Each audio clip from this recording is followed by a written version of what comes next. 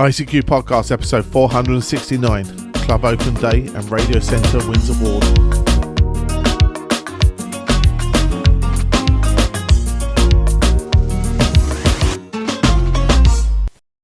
Well, hello fellow amateur radio enthusiasts and welcome to our 469th episode of the ICQ Amateur Radio Podcast.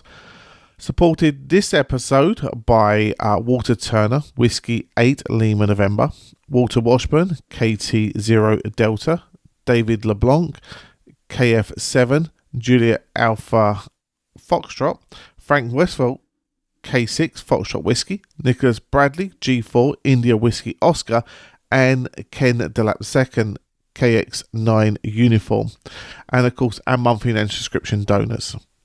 In this episode, we join Martin M1MRB, Dan, KB6 November Uniform, Caryn, KD2GUT Uniform Tango, Edmund, Mike 0, Mike November Golf, and Ed, DD5 Lima Papa to discuss the latest amateur radio news. Myself, Colin M6BLY, rounds up the news in brief, and this episode features a double feature for you. It's on a Club Open Day and how a radio centre wins an award. Now, before we thank our wonderful listeners who found value in your ICQ podcast and sent donations to help us out and pay our bills, etc., showing the value they received, I really want to point you in a very important direction. In December, we will be conducting a listener survey to decide the future of the ICQ podcast and making sure it stays relevant to your needs and what you require, etc. So we need you to sign up to the ICQ podcast newsletter to get that survey. So it's a very simple thing to do. Go to ICQPodcast.com, click on the newsletter link, sign up for that link there, and as I say, we'll be able to send you the survey in December. Importantly, we will not sell your details for that newsletter, and we also don't carry advertising that newsletter. You only get a couple of newsletters a month to let you know when new shows are out and any update in amateur radio news in the meantime. So it's a nice clean newsletter and kept very relevant to you as well, and we respect your privacy. So please do consider signing up for that newsletter so we can send you that survey in December. Right, as mentioned, we got some fantastic donors this episode that saw the value in the ICQ podcast and wanted to keep us going as we do. So we start with Walter Turner, Whiskey 8 Lima November. And he sent some pounds our way. He said, "Did you get extra credit for figuring out how many pounds equals a dollar amount that he hit?" So interestingly, though, Walter's that dollar amount is probably changed a lot. I see this week that the pounds actually crashed a lot. So for our American listeners supporting the ICQ podcast, as we take our donations in pounds sterling, is even cheaper for you. But Walter, thank you. You're first out the gun, and it's only fair to give you first credit, I say, for helping us out. Walter Washburn KT0 Delta says, "Love what you guys and gals do every fortnight. Thank you." And 73. So Walter, thanks a lot for your support there from Colorado in the USA. David LeBlanc says, Roger, message received, the cookies sent, or biscuits as you call them, on your side of the pond. And thanks for many years of podcasting goodness. He's been a listener since around episode 226, so around 9 years maybe. So Dave, fantastic for your support. Thank you very much for showing your support. Frank Westphal, K6 Foxtrot Whiskey, thank you again for your support. Nicholas Bradley, Golf 4 India Whiskey Oscar, says, "The podcast kept me company over many commutes into central London. Many thanks, guys." So, yep, Nicholas, more than welcome. And Ken DeLap rounds off our donations this episode. KX9 Uniform says, "Keep up the good work." 73 is from Ken. So Ken, thank you very much. And those donations, along with our monthly subscription donors, keep your ICQ podcast advert free. Means we don't sell any details, etc., and keeps a very pure product for you. So please, if you find value from your ICQ podcast, we really do ask you to go to ICQPodcast.com/donate, where, as I say, whatever you find as a value for your ICQ podcast, send that way, and say it goes towards keeping your show alive and produced for you. Right, well, now we're going to join Martin, Dan, Caryn, Edmund and Ed to discuss and generate thoughts about the latest amateur radio news, including new modes for Emcomm and no SDRs haven't ruined DX'ing. As always, hope you enjoy.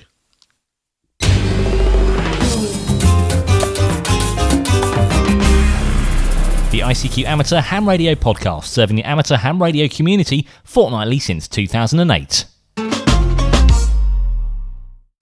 Well, hi guys, and welcome to this episode's ICQ podcast, episode 469, and tonight's news roundtable for that episode. Tonight, I'm joined by Mr. Dan Romanchik KB6NU. Hi, Dan. Hi, Martin. Hi, everyone. Yeah, good to have you. Also, your side the pond, and I got told off for calling it the pond at the weekend, but your side of the pond, we have Caryn Eve Murray KD2GUT. Hi, Caryn. Hi, Martin. Hi, everyone, and happy Halloween. Yeah, happy Halloween. We won't probably see as much of it over here in the UK as you do in the States, but it's still celebrated. Not far from me, in fact, he's only about 50 miles away, is Mr. Edmund Spicer M0MNG. Hi, Edmund. Hello, Martin. Hello, everybody. Hi, Edmund. And last but not least, over there in Germany, and who's going to give us a great news story at the end, is our Ed Durrant DD5LP. Hi, Ed. Yep. Hi, Martin. Hi, everybody. Raring to go. You're raring to go. Right, let's get underway. Caryn, you put this one in, so we're going to let you go first on this one, but a ham to chair a newly created university department. So universities are good. Ham radio in universities got to be good, hasn't it, Caryn? Great combination, Martin. Really great combination. Yes.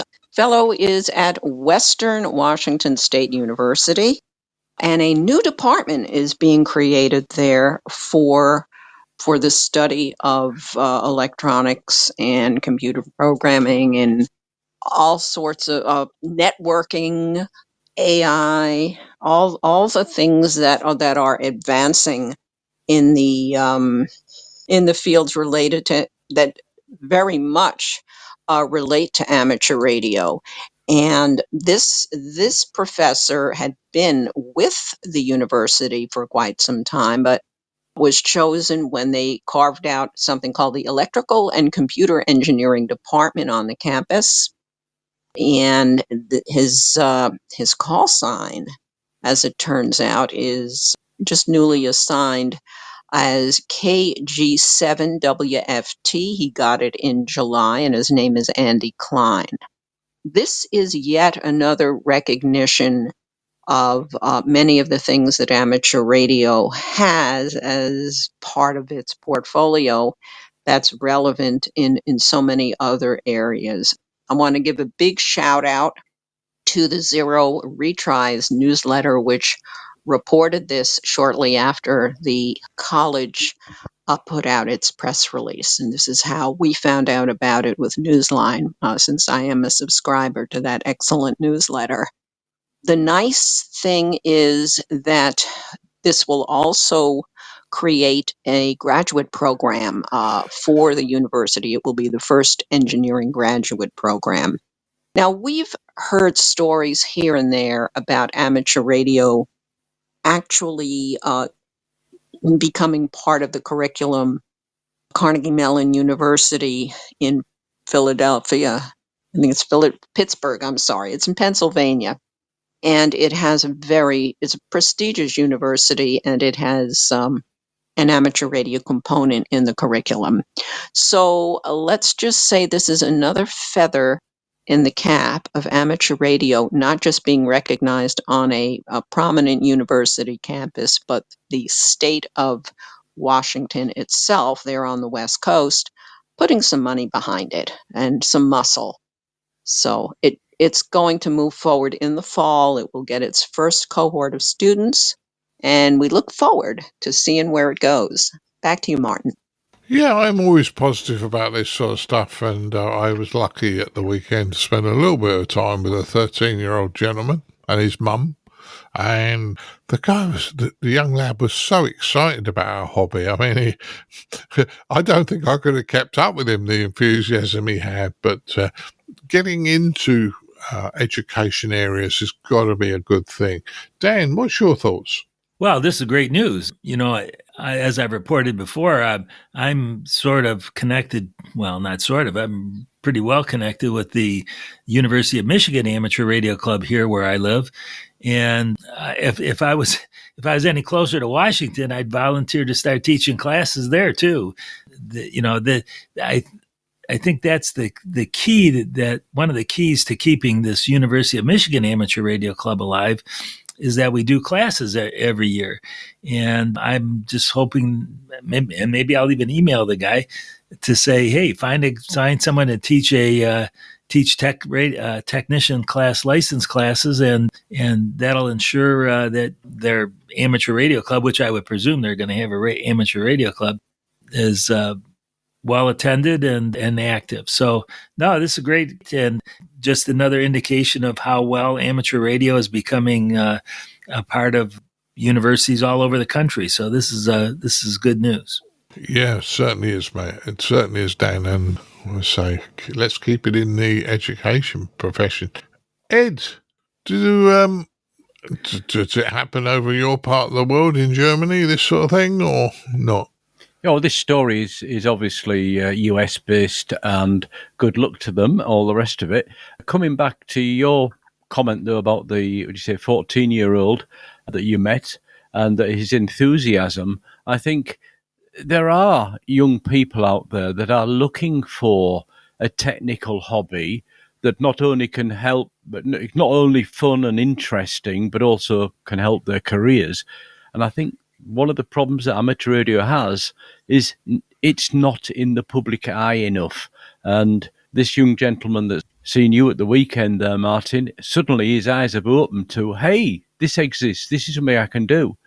Just think of the effect if we could get back to that being something more common rather than out of the ordinary. So, yes, people going through the university as well, if they're going to come into what is actually the sort of electronics and energy department and then find, oh, amateur radio, that's also interesting. So again, it's going to open some eyes for people, whether it's through the school or whether it's through other events. And I'm sure there's lots of people out there that simply do not know amateur radio exists and are missing out.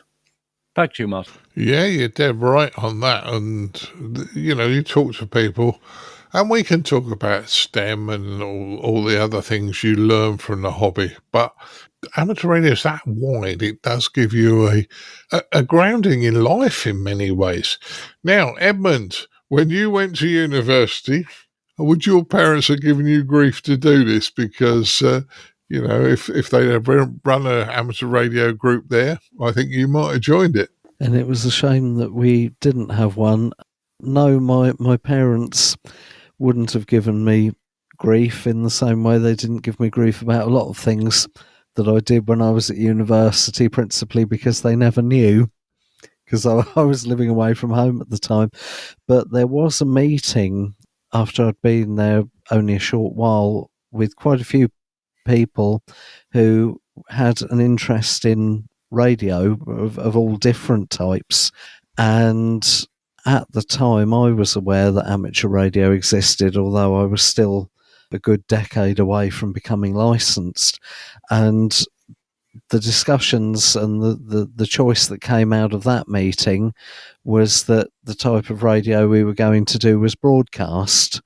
So from there on, we set up a student radio station and got a broadcast license.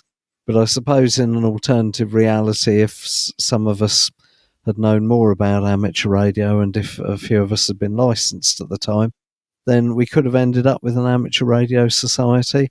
And I certainly remember interest being shown in amateur radio, but again, then as now, as Ed has just said, the general awareness of the population doesn't seem to be quite as good as it could have been.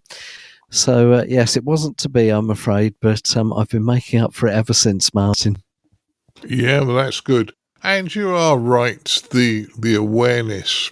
And I come back to this, and I'm on my soapbox again. It is down to us amateurs to talk to the public.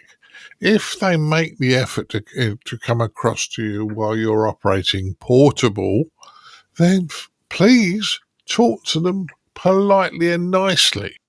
If they ask you a question, they might not understand anything we're doing, and it might sound like a stupid question to you, but it's not to them. They want to know what we're doing. And if they come across an amateur radio person and he was nice to them, but he or she was nice to them and spoke properly, then more and more people will know about our hobby in a good light. And doing it at education level, to me, is a real good thing. So I'm now off my soapbox. Okay, next news story. We've changed the title list slightly to a reminder: keep clear of the emergency frequencies. Now, I'm going to be totally and utterly honest on this one. I didn't know these particular frequencies were important. But there's a massive hurricane in the Caribbean at the moment that's going to be a major problem. Ed, you said that people were operating all over this at the weekend in the contest. Yeah, I mean, the original story was from last week, and the idea was to prompt people to please keep the emergency region 2 frequencies clear during the CQ Worldwide SSB contest. I can tell you for a fact they didn't. Whether they never got the message or whether they didn't care or whatever, we can't say. But the fact is that once a big contest, and to be honest, the CQ Worldwide Sideband contest is the biggest of the year on sideband, and hence it takes up the complete bands of the bands that are allowed to be used for contests. In this particular case, though, yes, it's very poignant that at the moment there is the storm Melissa. It's already wrecked Jamaica quite dramatically and quite completely, one could say. It's just, as we're recording this, it's just leaving Cuba, having done a lot of damage, and is heading for Bermuda. To put this hurricane into a scale, I don't know if it's a 5 or a 3, but in any case, the winds that were there when it went over Jamaica were hitting 185 miles per hour, over Cuba 120, so it's slowing down a little bit, thankfully. And most likely about that speed is going to hit Bermuda and Barbados and those kind of regions. So Jamaica, they've lost all the power, all the internet. So the only thing left there, if the amateurs have been lucky or have been well protected in their construction of the stations, it is critical that the frequencies are kept clear in Region 2 for reporting emergency work and also recovery work afterwards. And this piece of text that came out here last week still applies this week, very much so. 40 metres, keep away from 7.198 and 7098. So 98 at the end, remember? And on 20 metres, stay away 14.198. So again, 98 at the end. In addition to that, that's the IARU emergency frequencies and the IARU Region 2 emergency frequencies, and they're running nets on those frequencies. If you're not involved in the emergency, helping in some way, clear off. The Hurricane Watch net is also active, and that's on 14.325 and 7.268 megahertz. Please, please, please, everybody, think. Mark on a little note it and stick it on the front of your radio. Avoid 7198, 7098, 7268, 14198 and 14325 for the whole of the hurricane season. People need to have help from any way they can get it, and we don't want an amateur signal not getting through because of interference. That's my quote. That's my sermon for today, so I'll pass it back to Martin. Yeah, no problems, Ed. Well, as I said to you, I wasn't 100% aware of these frequencies, so I thought it was worth us mentioning these. Edmund, I know you don't do contests because you don't enjoy them, but would you have been aware of these emergency frequencies? I was aware of the Hurricane Watch net frequency of 14.325 megahertz. The choice of the other frequencies are interesting, though, because in Region 1, and I appreciate that all of this is not going on in Region 1, but in Region 1, 7198 is in the DX window for 40 metres, and 14198 worldwide, I think, is in the DX window on the 20 metre band. So I'm slightly surprised that those frequencies were chosen for this purpose, but hey, what do I know? And if you're in region 1, 7268 kilohertz is in the bottom end of the 41 metre broadcast band. And I can't remember which, I think there is an international broadcaster that quite regularly uses 7265 in AM, obviously, so 3 kilohertz away. But if they're not on the air, you may be able to hear something on that frequency in region 1 if you tune in using presumably lower sideband.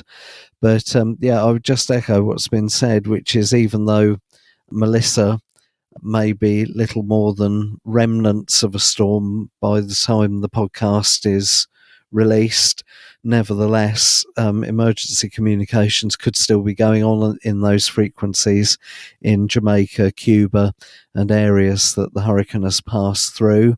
And even if they're not, it's perfectly possible that there'll be more hurricanes coming along in the weeks ahead. So as good practice, as Ed has said, avoid those frequencies as much as possible. Back to you, Martin. Yeah, I think you're right, to avoid them as much as possible. And 7.268 is out of band in the UK, in region 1 anyway, because we're only in the UK allowed up to 7.2. So, when I first was licensed for 40 metres, it was 7 megs to 7.1. And then they had the increase about 20 years ago. Right, Caryn, you're obviously in the States. Would you ever get affected by these hurricanes? Yeah. Sorry to say, yes.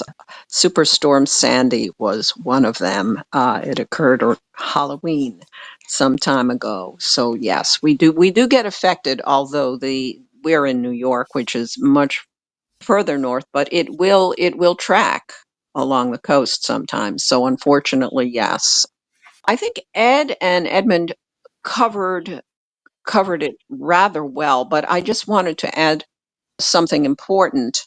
There are nets and then there are nets. Okay. I participate in some CW nets and some sideband nets. These are not emergency nets. They meet pretty regularly on the same frequency every week. But if that frequency happens to be in use, they find another frequency. The same practice does not apply to these nets. These emergency nets are going to be on these frequencies. So please recognize the distinction between an emergency net and one that's either for social or some other, an awards net or something along those lines. The emergency net needs that frequency.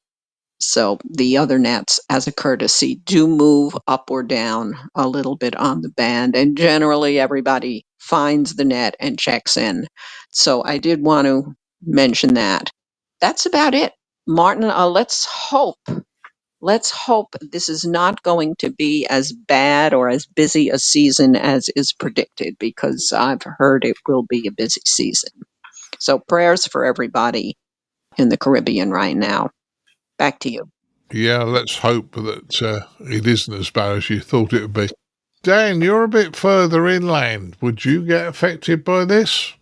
No, it would have to be a really, really, really bad storm for us to feel the effects. I mean, sometimes we get a little bit more rain than normal, but nothing like the 100-mile-per-hour winds and all. So it's not a real concern here. But it's unfortunate that hurricane season seems to correspond with contest season. That was kind of bad planning, but I guess you really can't plan that. I'll just reiterate, please stay away from those frequencies if you can. And fortunately, being a CW operator, I usually get nowhere near those. So that's my comment. Yeah, that's one of your advantages of being a CW operator, Dan. Yeah, understood. Okay, let's move to our next news story. Young amateurs learn new modes from Emcomm. Now, Caryn, you put this one in, so I'm going to let you go first on this one. But this sounds good when you're starting to teach youngsters about digital voice. Yes, and what's really nice about teaching them DMR, this is happening in India with our friends there at the West Bengal Radio Club, a very, very proactive and very, very generous radio club. They recognize too the fact that these youngsters really are so adept at learning to program.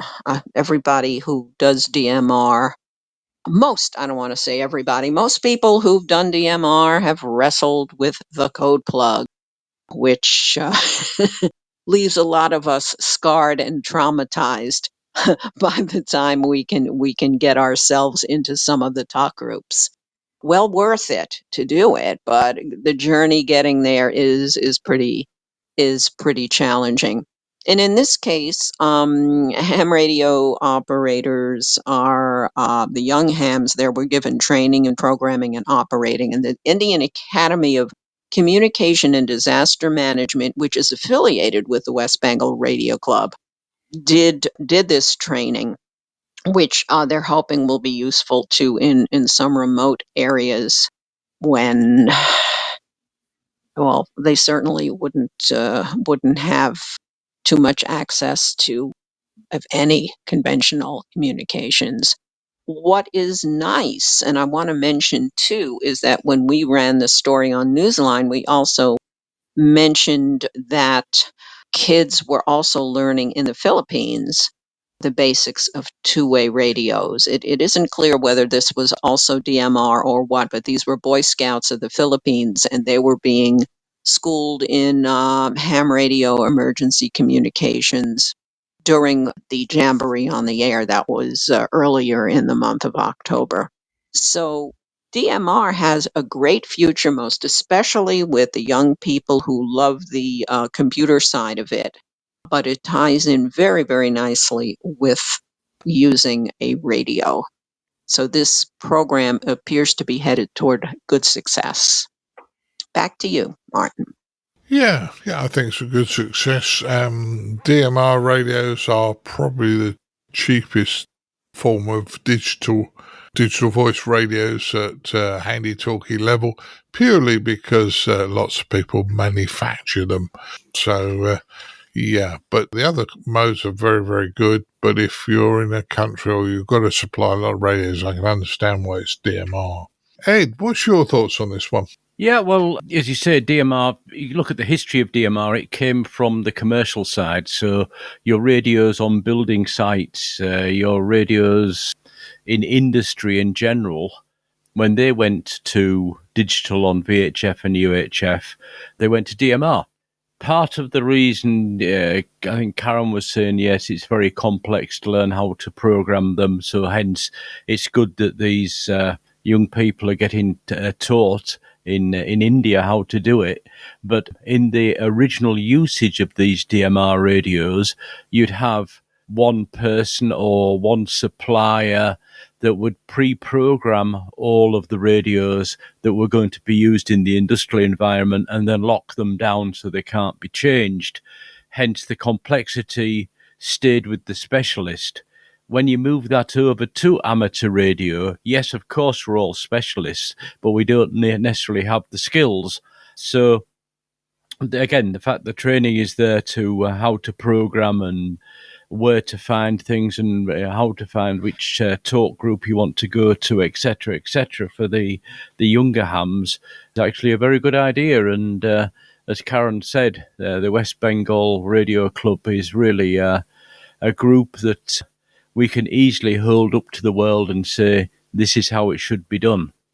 And they're doing a great job out there, and a great job where it's actually very much needed. So hats off again to the West Bengal Radio Club and all the people associated with it, and also the other organisation mentioned there, the what was it? The Indian Oh, the Indian Academy. Indian Academy, that's it, of a Yes, communication. They also are known to do a lot of training of young people, etc., in communication. So, yeah, very positive and good to hear and good to see. And a lot of this could be needed now in Jamaica and Cuba, coming back to the previous story. Back to you, Martin.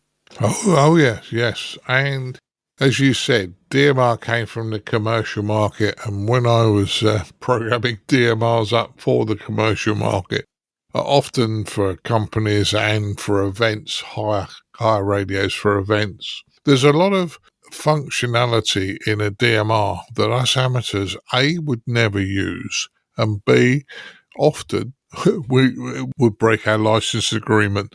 But they're a very, very powerful device and lots of things in the software. And the thing is, if you get one configuration wrong, it can often stop the whole radio from working just by putting a tick box in one particular place. Anyway, I'm not wishing to frighten them. Great that they're learning it. Edmund, you got DMR. I know we've sat down and talked about programming this stuff. What do you think? Well, funny you should say that. I really struggled to get my head round DMR and code plug programming until a certain member of the ICQ podcast, thank you, Martin, came round my house and gave me instruction in how to do it. So from personal experience, I can confirm that being taught these things and mentored is pretty much unavoidable, or is certainly very important. But beyond that, yes, there's nothing I can really add to what's been said already, Martin. Right, no probs. Dan, have we left you anything to say on this one? Well, the only thing I would say is that it's great that they're getting the younger generation involved because, hey, we're not going to be around forever, and getting the youth involved, as they say, is a good thing for the future. Yeah, and I think something like DMR, where you have to work, there's lots of bits and pieces. You've got to connect the radio to a computer to program it. I think probably excites youngsters more. And I know we have to do that for analog radios, but there's only about 3 or 4 commands usually to get an amateur radio to work in analog mode. But DMR is a little bit more challenging, put it that way. But good news. Okay, let's go to the next one. Now, I picked this one up off of Radio World. It's not amateur radio as such, but it has amateur radio connotations. It was also a reply to a letter, obviously I think went to the editor, that said, no, SDRs haven't ruined DX'ing. Well, there's lots of ways you can use a SDR. I'm going to give it to you first, Ed, because you thought of some things I hadn't. So over to you, Ed. Yeah, I think the original letter that we don't have here actually said that SDRs have ruined DX'ing, as in DX hunting. And this was the reply from Ron Fitch that said, no, they haven't, and then went on to explain why he believes that. Yeah, but just to be clear here, a lot of what this is really related to is not SDR technology in general.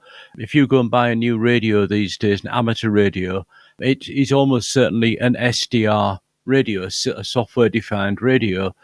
This discussion that was going on here is more related to remotely located software-defined radios, often called web SDRs, because you can access them via a web browser on the internet. And whether this is to do with amateur radio or shortwave listening, the thread behind it is that some people are saying it's not right that somebody can use a radio that's not at their location to make or to receive contacts and get points in an award scheme on that basis.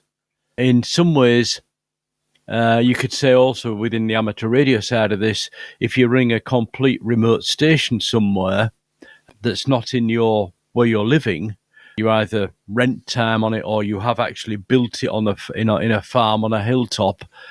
is that really in a contest, unless it's specifically registered in some way or stated that that's the operating position, the majority of contests will say, no, you can't do that. But now this particular letter was more related to DX hunting. So hearing either a broadcast or, you see, it's a mixture of amateur radio and broadcast here. If you're sat in your small flat in the centre of a big city and you say, yes, well, I heard Beijing Broadcast Company and what do I know, Washington State Broadcast Company and Argentina, Bolivia, wherever, and I've got QSL cards from them, but then it comes out that you say, well, for the Washington State one, I used an SDR in Texas, or, you know, for the Chinese one, I did one from, I don't know, say India or China or wherever.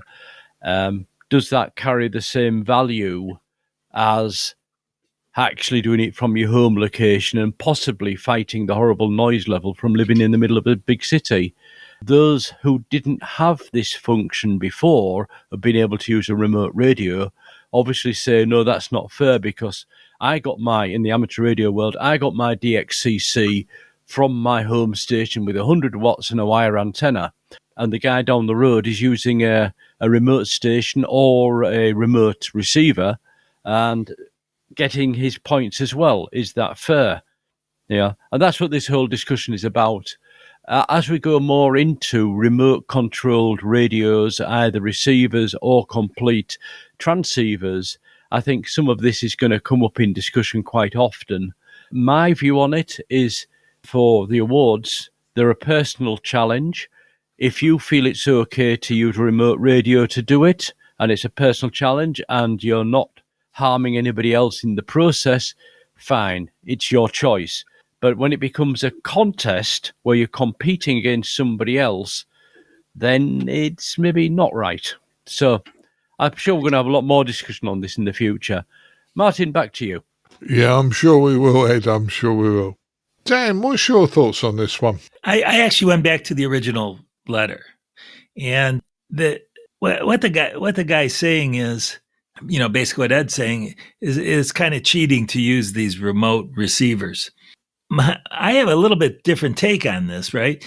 We've talked a lot about the demise, if you will, of shortwave broadcasters, and in fact, I've just heard there's like rumors that Radio Slovakia, for example, is gonna go off the air. So we're talking about the demise of these stations. My point would be anything that makes these stations easier to hear, and that would then garner a bigger audience for them, is a good thing, right? If more people are listening to these stations, then it's a good thing. It'd be an incentive for these government of Slovakia, in this case, to keep the station on the air because more people will be listening. So, while I can see the gentleman's point, it's not like the old days, but the old days, we don't want to go back to the old days. I guess that's my point. Yeah, I think you're right, Dan, in that, okay, if we were to go back to the old days, the noise floor would be a lot lower, but the equipment wouldn't be as good. Now, I know that the noise floor being low would probably win the argument, but, we have moved on. And, just thinking about it, one year I was working nights and I had to go to a funeral during the day. So to stop me from changing my sleep pattern in the middle of the week, I stayed up all night, got up as if I was going to work for my night shift, stayed up all night, and I played radio. And I was playing with APRS back in the day, quite a few years ago. And up until about midnight, I could see hardly anything coming through on the APRS. After midnight, when people had gone to sleep, to bed, and switched their televisions off, and the satellite dishes had been switched off, I was getting phenomenally good coverage up until about 6 a.m. when they all switched them back on again. So, I hear where you're coming from. The noise floor is too high in many ways. Caryn, what's your thoughts on this one? Well, Martin, gosh, this is a tough one because I don't do any competitive stuff on radio. I don't compete. I probably should add up to see if I qualify for DXCC. I don't typically go for a lot of awards or anything. So I can't judge or answer from that perspective, although if I were into the competition of it, I think it would upset me because I would say, hey, we need to level the playing field here. But put that aside because, again, as a non-contest person, I really have no horse in the game. As someone who loves using a web SDR, and I do love my web SDR. I use it both as an app on my Android and I use it on my laptop. It's fun. I mean, I love listening to the radio, and if I'm not near the shack and I need a fix, I'll listen. If I'm somewhere within the vicinity of the shack and the web SDR location I've been using to listen is close by, that means, hey, I can probably work that station. And that being the case, I will run into the shack, fire up the rig, hop on the air, and work the station. So I think for people like me, and I can't imagine I'm the only one who does this, it's a good thing. It encourages people to get on the air. And maybe even for people who all they do is listen because they aren't hams, it might encourage them to go for their license. So that's my take on it, Martin. Again, strictly as a non-competitor. Back to you. Yeah, but you've brought up some good points, and every one of you's brought up good points, which is not a problem. Edmund, what's your thoughts? Oh, I'm very torn because I can see both sides of this one. I suppose it depends on your purpose and the intent. If you are enjoying listening to a particular program or a particular broadcast radio station on shortwave and pleasure from listening to that program or that station is the purpose, then yes, go for it. Any and every method to make listening possible is okay. If you are just somebody who is interested in casual listening and you've got a high noise level at your location and your local web SDR doesn't, then again, I don't see a problem with that. For example, there is a web SDR on the outskirts of Chichester, which is 10 miles line of sight from my home location, and certainly on 40 meters, the stations that I can hear on the web SDR and the stations that I hear through my dipole are broadly the same, except that the web SDR is in an electrically quiet location, but at my home location, depending on what time of day it is, I can have noise levels anywhere between S3 and S9, but certainly when the local noise level at home is quieter, what I can hear here is broadly the same as what I hear through the web SDR. So again, using a web SDR in locally noisy moments, I don't have a problem with that. When it comes to such things as DSCC and or listening contests or anything like that, then that is where I could see it falling down, because if I was trying to get DXCC from Countries Heard or some other listening contest, and I was doing it all from home through a high noise environment and looking at the noise as being part of the challenge, if you like. And despite all of that, using an antenna in my backyard, I managed to hear enough countries or enough stations to get the certificate I was after. If I then discovered that my neighbour a few doors down the road had done exactly the same thing and got the same certificate, but they had logged all of their stations by listening to a local web SDR a few miles down the road where it was very electrically quiet, I think that would probably put my nose slightly out of joint for fairly obvious reasons.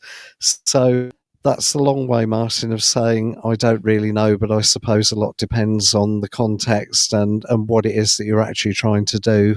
Yeah, I agree with you, Edmund. And in fairness, I think this is a discussion that will go on within amateur radio for a long period of time. Rules for various contests and bits and pieces will get rewritten, and depending on what you want to do. So, yeah, it's if you're just listening to broadcast stations, possibly a good idea, but for other amateur use, probably not. Right, moving to our last news story. Ed, you put this one in. Astronomy Trade Fair is to debut at Ham Radio Friedrichshafen next year. Now, this is not the first time that another group have been in the building or the big complex at the same time as amateur radio, but could be interesting, couldn't it, Ed?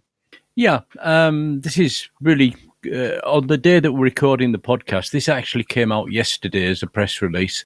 They've signed everything up that it's going to happen at Friedrichshafen next year.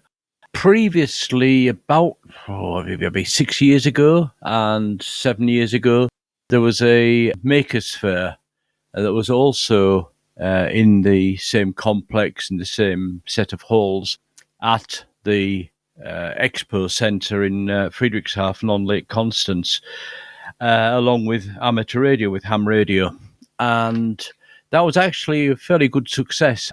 It was interesting to see some of the people from the Makers Fair, often dressed up in strange costumes, come across to see what amateur radio is all about, and also the ham radio people going the other way.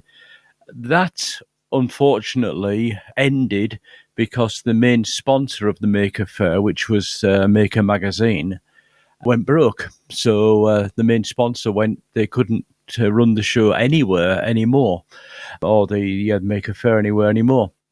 And it's been a few years where ham radio itself, the event, has been on its own, and this is the first time that the DARC, who run ham radio Friedrichshafen, have reached out to another organisation, and this time it's actually the astronomy hobby.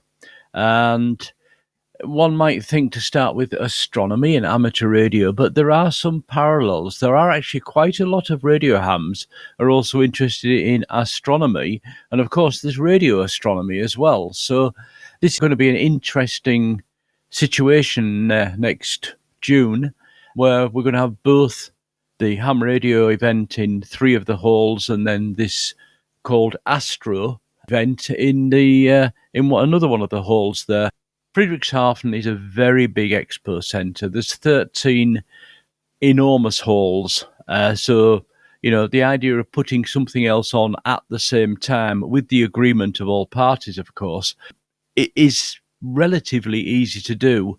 Now, I wanted to use this as almost a discussion point between the people on the news round table today, to say what would they suggest to put together with a ham radio event in their own area, be it a small one and a local related thing. I could think of in the UK at a ham radio rally, you might get the local men's shed to come along and sort of just have 2 hobbies together, and both sides are going to improve from the publicity and also learn from each other.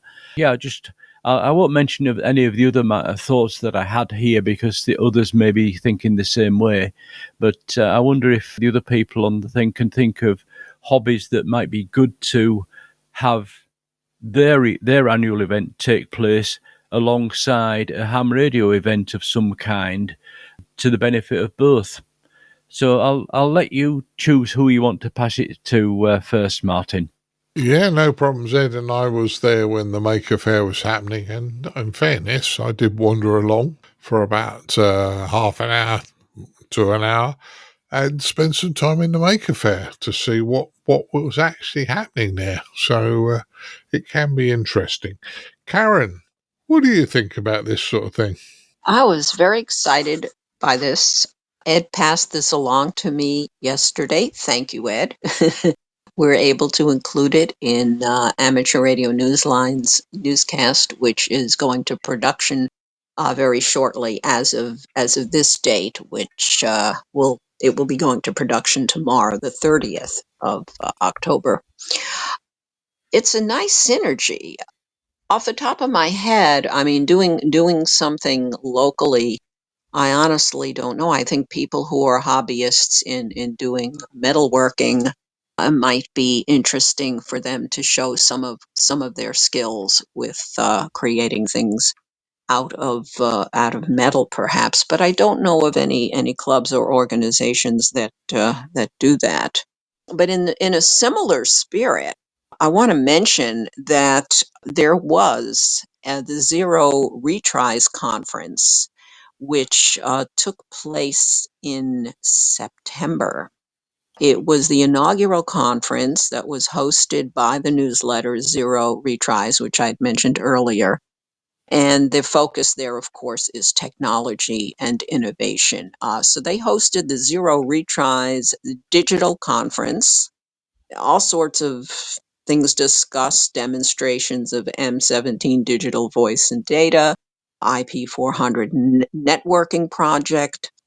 That conference happened in Everett, Washington, at a conference center.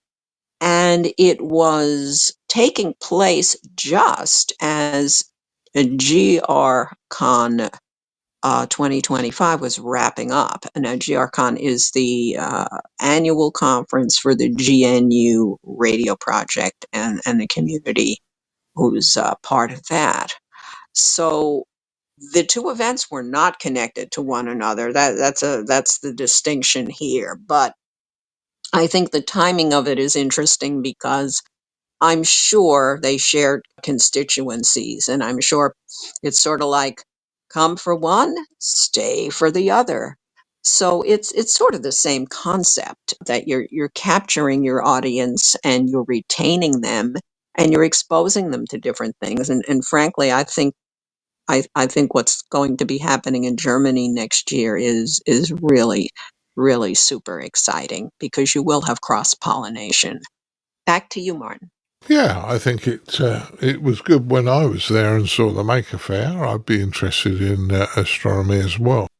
Now, Dan, you kind of already do this because I know you teach one-day tech classes, but they're not always at amateur radio events.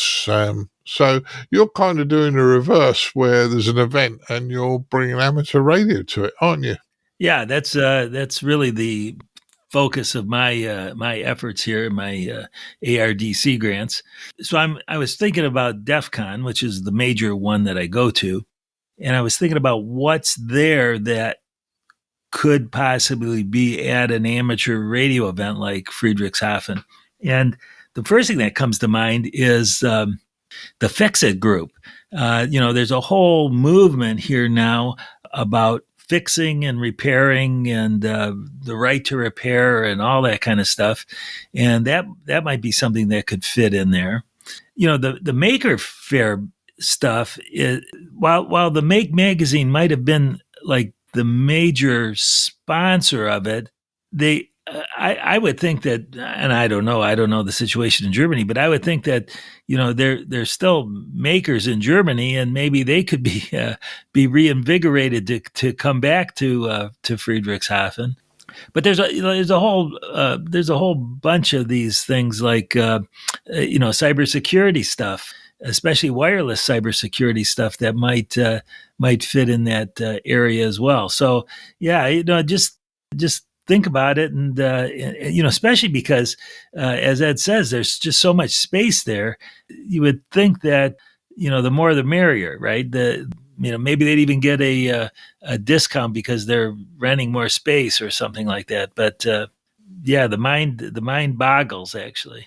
Yeah, and I mean, point I wanted to make is it's not just for Friedrichshafen, and it doesn't have to be on such a big scale. Even your small radio events, like in England, you'd have a radio rally, and that's not going to be anywhere as big as Friedrichshafen, which is obviously the largest in Europe. But even if you have a small radio rally in the UK, getting something local to come along, and again, regional, local together. And as you get up to the bigger things, it's UK National Hamfest, but they will be space restricted, unfortunately, because of where they are. But just at all levels, not just the big events, but the small local ones as well. And it might only be, an extra table or an extra 2 tables in with all the exhibitors for ham radio at your local radio rally, Hamfest, whatever you want to call it, that's from, I don't know, needlework or, as been mentioned, steel working or whatever. But to sort of put the offer out there for these groups and, try and expand to get more hobbies together that have some kind of connection between them. Yeah, again, we sort of did the reverse here in Ann Arbor, actually just recently, a month and a half ago. The local maker space, which is MakerWorks here in Ann Arbor, they had they called it an open house, and they invited a bunch of people, including our ham radio club, to come and demonstrate. And there was a quilt right across the aisle from us, for example. There was the quilting society. I forget what they called themselves, the quilting, but they were quilters, Yeah, and that was kind of fun. Everybody got to see what everybody else was doing. Yeah, I mean, the principle works both ways. Of course it does.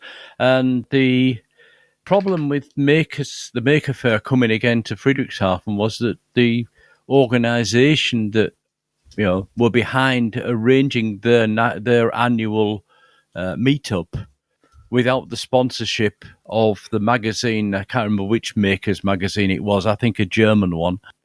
They couldn't afford to do the organisation even. So it's a sad story in many ways. Whether they have now reformed and maybe should consider coming next year or whatever, year after next, that maybe. But as you say, it can go both ways, and I think it can only bring positive on both sides. Yeah, I agree with you guys. Now, I did mention on the last podcast, so I'll mention it again very quickly before I bring Edmund in. I haven't forgotten you, Edmund. I joined a repair cafe, and it's only on once a month, and you go and sit in this room and you fix things that people bring in. And I thoroughly enjoyed it. Keeps me brain active, and I got to meet some other people that aren't in amateur radio. However, 2 of the people have said to me that they want to spend time with me in the November repair cafe, just talking to me about what is amateur radio. So, we can populate other hobbies as well and get some interest. Edmund, if you went to Friedrichshafen with me last time, would you have gone down to look at something else if there was something else in one of the other halls? I'm sure I would have done, simply because it was there. But you've read my mind, Martin, because that was going to be my answer to Ed's question. Repair cafes perhaps would be a good thing to involve in local radio rallies, and particularly volunteers from repair cafes who repair electronic devices. There's a YouTube channel whose title I think is Buy It, Fix It. And the chap who runs that is a volunteer at the local repair cafe. And something I've noticed when watching his videos is how many items he repairs that actually use radio wave.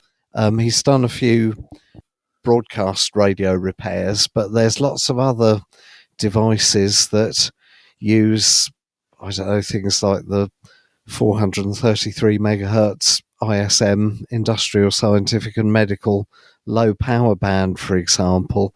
So people like that might be a good idea to get in, Martin. Yeah, you could very well be right on that one. You could very well be right. Okay, well, that concludes our news stories. Well, let's find out what everybody's been up to since the last time we had a chat on the podcast. Caryn, we always go ladies first, so you're in the chair. Okay, I got the chair. You're giving me the chair. Well, I'm going to talk a little bit about QRP. I've been spending more time on the I don't want to say losing power, but lesser power transmission. Had a great time on the weekend doing back-to-back POTA at Edgewood Oak Brush Plains State Forest with my KX2. And the first day I activated with a special event call sign. There was no special event. We basically now have the amateur radio club, Dog Day Radio Amateur Radio Club, and I'm one of several operators in that organization now using K0DOG. So I did that the first day, and the second day I went back and operated as KD2GUT, taking advantage of some really, really, really nice propagation. The bands took me on both days to the West Coast very nicely, operating CW at 10 watts. That was great. I also, after a few weeks of not engaging in any extended rag chews, plugged the QRP rig in at home. Got my little KX2 plugged in at home and did a nice 40-minute rag chew one evening. All of this was very positive because I was severely disappointed. I was so looking forward to the Zombie Shuffle, the annual Halloween QRP event, but I activated for that, got no takers, and gosh, I guess I'm not as patient as I used to be. I just went QRT and said, it's not happening this year. However, I will not be QRP when I activate from November 1st through November 5th, extending the spirit of the Halloween season. I'm assisting a friend who has organized W9G, and the G stands for Godzilla. So the Godzilla special event station will be on commemorating the anniversary of the release of that movie in 1954. It was October of 1954. So very excited about that. I will be doing, can I say the word? A little sideband, but I want to do mostly CW. But I think the fun of sideband is I'll get to hear some colorful and extended Godzilla stories, which I'm eager to hear. My friend who has organized the special event notes on the QRZ page, if you do go there, W9G, he notes that the QSLs are email QSLs. So any ops working the Godzilla stations, please note that and have fun. Have fun. I sure intend to. That's it for me, Martin. Back to you. Well, I wouldn't say you woke me up, Caryn, but a couple of times you said W9. I thought she's using my call sign. then stopped. Yeah, but it sounds like you're having fun, Caryn, and it'll be a good one. Right. Dan, what have you been up to since the last time we spoke? Well, I got two projects going on right now. The first is I'm converting my shack computer from Windows to Linux. And I've been having challenges, shall we say. The install went well, and I have operating system installed just fine. But now getting the ham radio software installed and configured properly has been a challenge. I'm going to detail all this on my blog, of course, but it's been interesting. Like the latest one, I installed Well, there's a fellow that has a script, and I maybe I shouldn't really mention it, but with the name of it. But he had a script that supposedly installs a bunch of ham radio software. And after going through the install process, it did actually install a lot of the software. But now when I stick a USB drive into one of the ports, one of the programs opens up automatically. And I get an error message about the USB stick. So we're still sort of hassling about that. So I'm almost to the point actually of reinstalling Linux over what I've got again, just so I can clear this problem. I'm not sure it can be fixed, or at least the fellow who wrote the script doesn't know how to fix it. The second project I'm finally getting to, and I may have mentioned this before on the podcast, is our club is working on setting up a scholarship for kids going to our local community college. And we now actually raised enough money to actually give out a decent scholarship. But I forget what the exact amount is, but right now that scholarship fund is at over $20,000. So now what we're doing as a club is hashing out how we're going to handle this. Are we going to try and do it ourselves, which I'm against, or are we going to try and find a foundation such as the ARRL Foundation maybe to administer the scholarships for us? One of the problems with the ARRL Foundation is that they require $30,000 to set up an ongoing scholarship, an endowed scholarship, meaning that they'd give out a certain amount of money every year. So we don't have $30,000, so I'm not sure we can use the ARRL.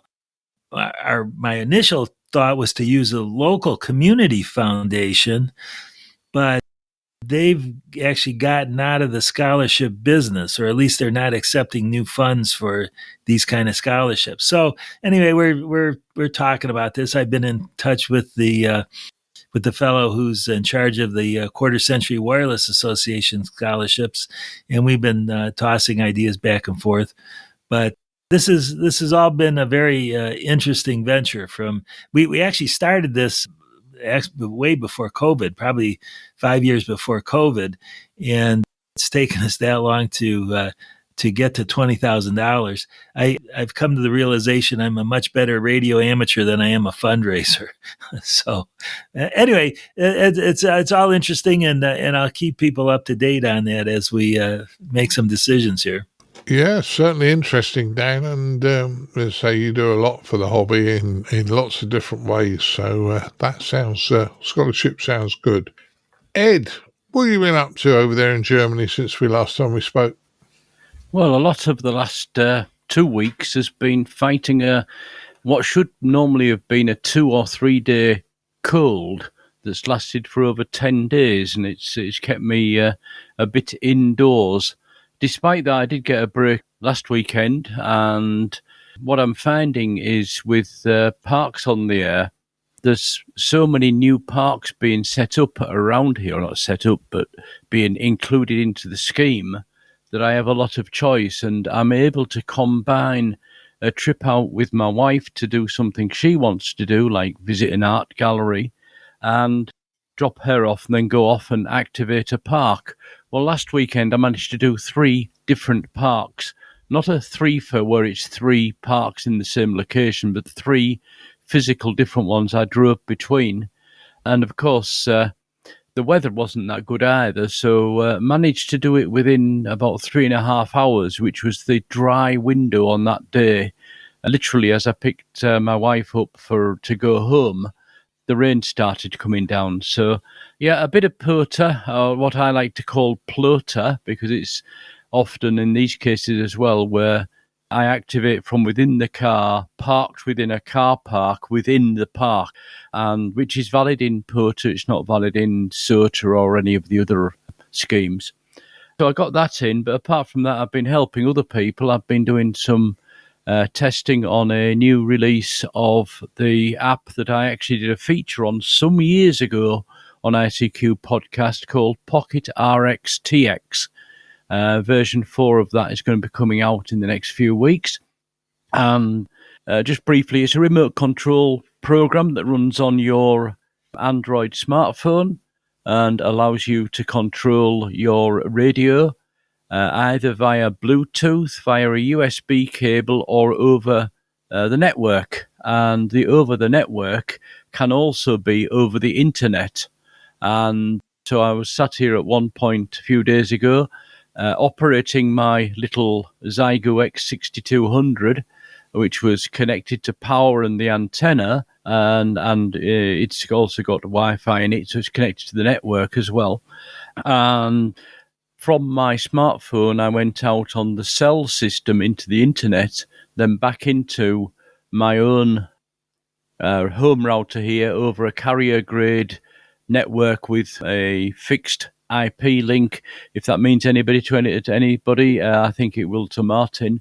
But in any case, all working very well. So I'm really very impressed with this. And we mentioned earlier on the show, is it right to use a remotely controlled transceiver?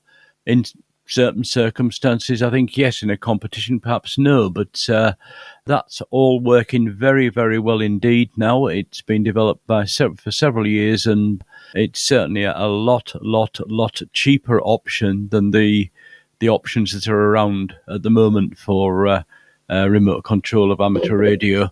Yeah, what else have I been doing? Oh, yes, I've been doing some proofreading of a new manual. I've been finishing off some editing of a book, all stuff I could do at home, despite not being able to get out because of a combination of the cold and the weather. So, yeah, also work some people from the home radio station, of course, as well, because radio conditions have not been too bad over the last 2 to 3 weeks. Contacts into the US, into Australia, and all around Europe. So, yeah, got a bit of radio in, got a bit of editing work in, and I got a bit of software work in there as well. So, been keeping busy, as they say, Martin. Back to you. Yeah, you have, and sounds like you really have been busy. I know you and I had a quick conversation as well, but that's not for this podcast. But yeah, you have been busy. Edmund, what have you been up to since the last time you was on the podcast? Very little. I've put some wire extensions on my 40-metre dipole to make it think it's a 60-metre dipole, but there's so much noise locally that 60 metres was practically unusable. It's even worse than 40. But I did work a brand new call sign on that band, though, Golf 5 Delta Lima Papa G5DLP, which is a brand new club call sign for the Dartmoor Listening Post, who are a Facebook group and well worth joining, particularly if you're in the UK, and it's dedicated to all forms of radio listening. So amateur, broadcast, HF utility, you name it, they cover it. So that was really nice. And the chap I spoke to, Anthony Mike 0 Romeo India Foxtrot from memory, I think that's his call sign, reckoned that following some recent changes from Ofcom, he was able to get the club call sign issued to him in about 20 minutes. Obviously, you need more than one person to go for a club call sign, but I gather that applying for a club call sign is now a lot easier and quicker than it used to be. And on a similar note, the next stage of the changes that Ofcom were talking about bringing in have now happened, which means that if you have an intermediate call sign in the UK, so your call sign starts with the number 2, you can, if you wish, obtain a call sign starting mic 8 or mic 9 in its place. Eventually, the 2 series call signs will be phased out, so at some point in the future you'll have to move to a mic 8 or a mic 9, but at the moment it's voluntary. Now, my understanding was that if your call sign was, for example, 2 Echo 0 Alpha Bravo Charlie, you would get given Mike 8 Alpha Bravo Charlie, and if your call sign was 2 Echo 1 Alpha Bravo Charlie, you would be given Mike 9 Alpha Bravo Charlie. However, it looks like it doesn't work like that. You can choose any letters you want as long as they're available. So I know some people have kept the same suffix. For example, the well-known portable operator Carl 2 Echo 0 Hotel Papa India is now Mike 8 Hotel Papa India. But I'm aware of a lot of other people who have changed the 3 letters at the end of their call sign completely, and it looks like the system will let you do that. Furthermore, it seems that anybody can now change their call sign if they want to, subject to it being available. So I assume that applies for foundation licenses as well, although don't quote me on that. So if you've got a Mic 3 and fancy a Mic 6 or a Mic 7, then assuming the letters are available, you can change. Possibly. It certainly applies to full call sign holders, though. Earlier today, I was reading a post on Facebook where somebody who has a Mic 0 call sign and is a keen CW operator has changed it for a Golf 5 call sign because the first 2 letters at least flow off the key a lot more nicely than Mic 0 does. So it looks like it's, I won't say quite a free-for-all, but what you might find is that you start hearing familiar voices on the air, but with completely different call signs to what you were expecting. And it does also mean now that it's harder than ever to work out when a call sign was issued, if indeed working that out is something that's important to you. For decades, call signs were issued consecutively, but it now appears that if you fancy changing your call sign from a Mic 1 Martin, you could change it to a G3 or a G4, assuming that the suffix letters that you wanted were available. So lots of changes are going on, lots of debate about it on the various Facebook groups, but the main reason for mentioning this, particularly if you're outside of the UK and didn't know that this had happened, and it only happened in the last week or two with 0 advance notice from Ofcom that I'm aware of. I didn't know that this was literally just around the corner. But if you're abroad and you start hearing call signs that you've never heard before, like Mike 8 or Mike Whiskey 8 or Mike 8, for example, it's not a pirate and you haven't got it wrong. You've copied it correctly. So if apart from anything else, I'm sure it will bring extra interest on the air with some nice shiny new call signs for people to get into their log. Martin, back to you. If I can jump in there just with a clarification, a couple of points, because I've been through this in detail with some of the SOTA people and some of the Ofcom people. The situation on the 2X0, 2X1 is that Ofcom reserve the suffix for that person, so they don't have to take it. So if you take an example, as you did there, 2E0 ABC, he could automatically get M8 ABC, and nobody else could get it before him. If, however, then he says, no, I don't want that, I want something else, then it will be okay, as long as it's not reserved for somebody else. And a lot of the M8s are reserved because there's a lot of 2X0s. You might look at there's very few 2E1s, and therefore the reserved M9s are a lot less. That person could go from his 2E0 ABC to M9 XYZ, for example, if XYZ wasn't used. So there is that. So there is some choice there, but by default, and this is what will happen if people don't change themselves, and there's talk of whether it's in 3 years' time or in 5 years' time, but then they will be automatically changed from, let's say, 2E0 ABC to M8 ABC, and that'll be it, and it's done. The other point that comes in as well is if you have had a call sign, license and call sign for 5 years, you can now change it to something else. So if somebody got a call sign a year ago, I don't think, I could be wrong on this one, but I don't think they can now change it to something else.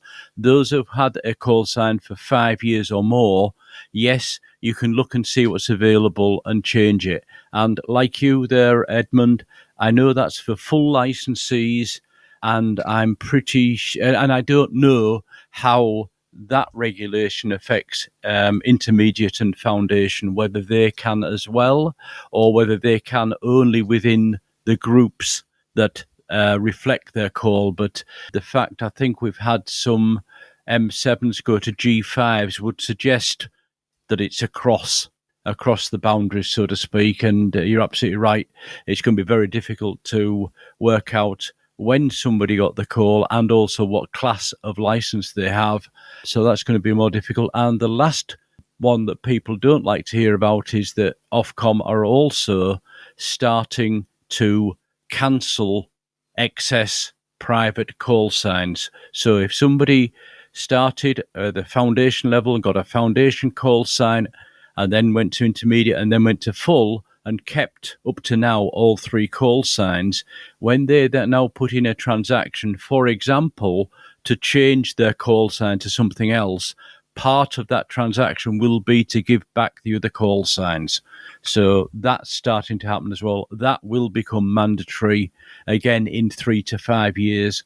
So yeah, this was all documented about 2 years ago, and in fact this phase 2 and phase 3 is what they call it, is actually late. It should have come in spring of this year. So yeah, there was no warning that it was happening now, but it should already have happened 4 or 5 months ago. So enough on the formalities.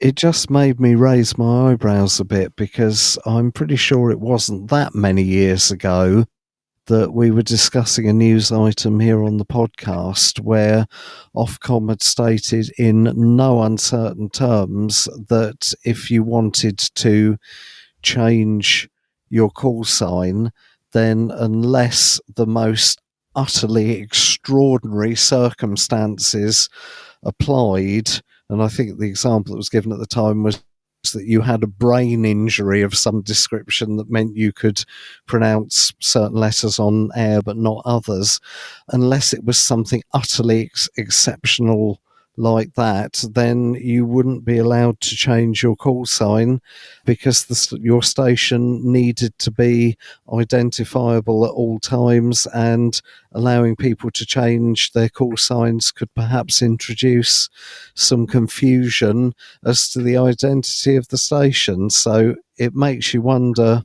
what planetary shift has happened in the last couple of years to go from a sort of hardline position like that on one hand to what some people could uncharitably describe as a call sign free-for-all now just a few years later. But anyway, now we know why I don't rule the world, and I've got loads of QSL cards already printed with Mike Zero, Mike November Golf, so I'll be hanging on to that one.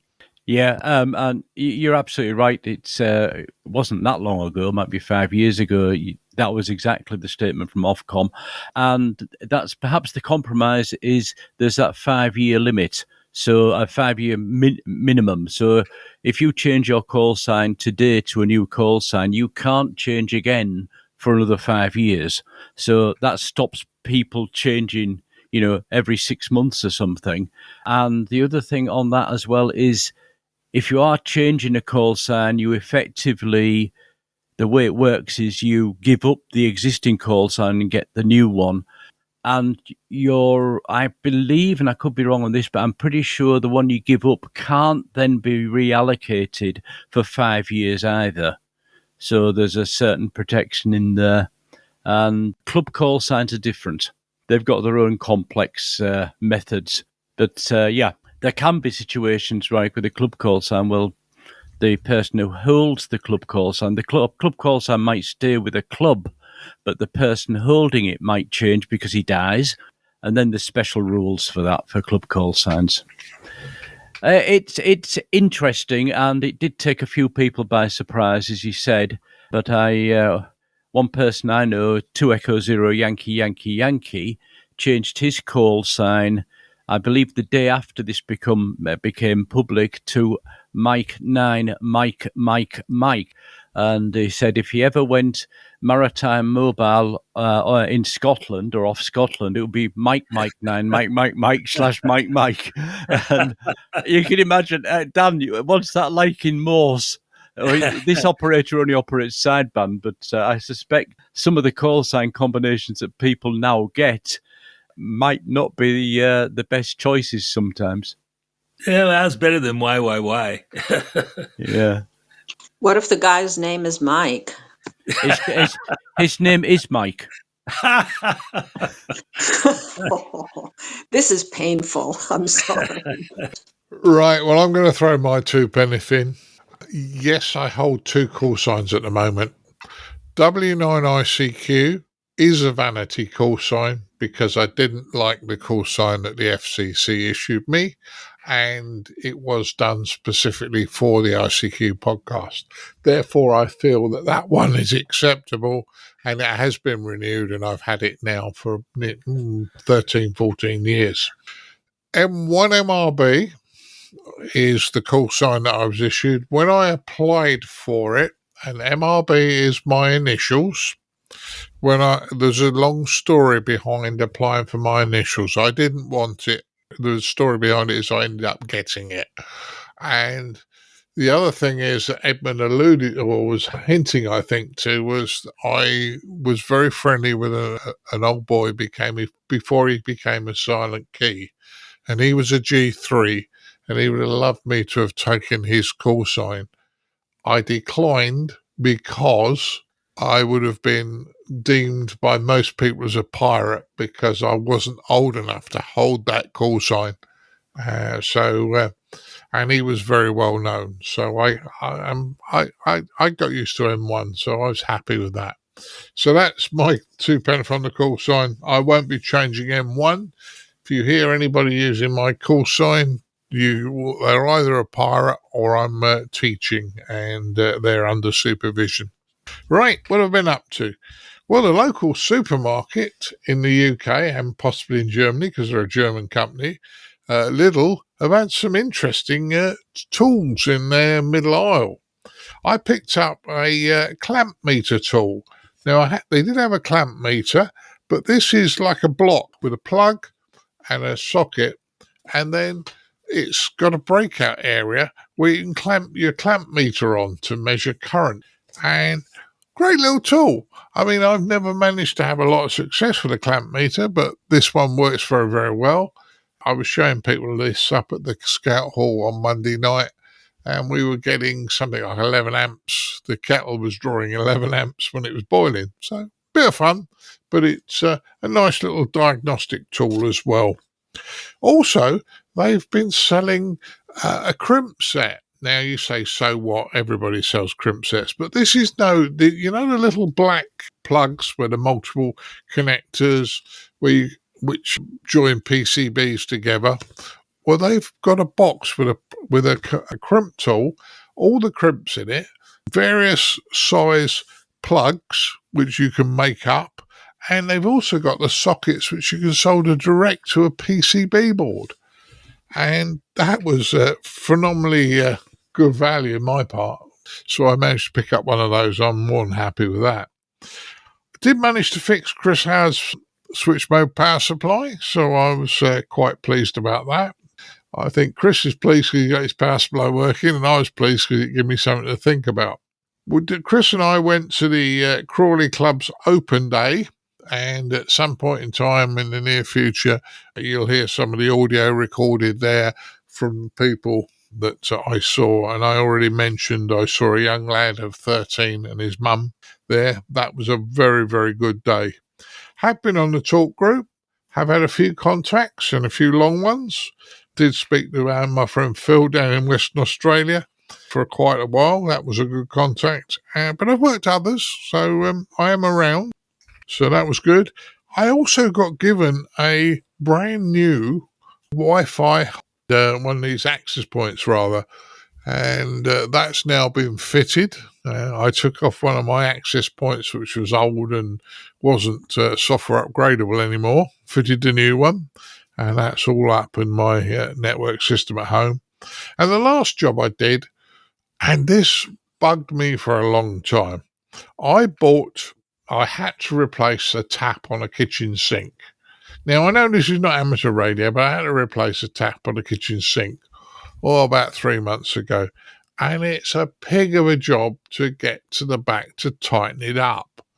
And I spent ages upside down in the cupboard, and there's all these pipes all round it, so you can't get at the nut to tighten it up. What I actually found was I've been to so many DIY shops trying to find something I can do it with. None of them have got it. I went into a plumber's early on Monday this week, went into a plumbing supplier, and they had these box spanners. They're about 8 inches long, and you slide it up over the top, a little wrench on it, works perfectly. So I've now got a kitchen tap that doesn't spin when you turn the tap on, which is great news. And I know it's nothing to do with amateur radio, but if you get stuck any time, these are great little box spanners that would also be very good for doing up aerial connectors, because they go from, I think it's 8mm up to 13mm, and a lot of amateur stuff with the brackets we put on aerials is 13mm. So effectively, that's what I've been up to. So I think we've all been pretty busy. All that's left for me to do now is to thank the guys for turning up, and we've had a great evening, I'm sure. I'd like to thank Mr. Dan Romanchik KB6NU. Well, you're very welcome, Martin. Yeah, thanks, Dan, for joining us. Also, I'd like to thank Caryn Eve Murray KD2GUT. Never a dull moment with you guys, I swear. I try to wind you up as well, so I'm a bit naughty boy. Always a pleasure, everyone. Take care of yourselves. Catch you next time. Yeah, thanks, Caryn. Also, Mr. Edmund Spicer down there on the South Coast. Oh, I thought you were going to say my call sign, and then I was going to tell you that it hasn't changed, and it's not going to. Yeah, 7-3, Martin. Yeah, no problems. I forgot to say your call sign, but I didn't mean to. And last but not least, and I will use his call sign, Mr. Ed Durrant DD5LP. Yeah, and 73 to all from Ed Durrant VK2JI and G8GLM. There you go. And all of those are only one call sign in each country, so that's not 3 call signs I've got. Well, it's 3 calls I've got. It's not 3. I don't have to give any back, is what I'm trying to say. Yeah, a bit like me and with my US call sign. Yeah. That's good. Right. I'll say 73s to you all, and we'll move to the next part of the podcast. 73, guys. 73. Keep your amateur ham radio podcast advert free by donating less than a length of coax.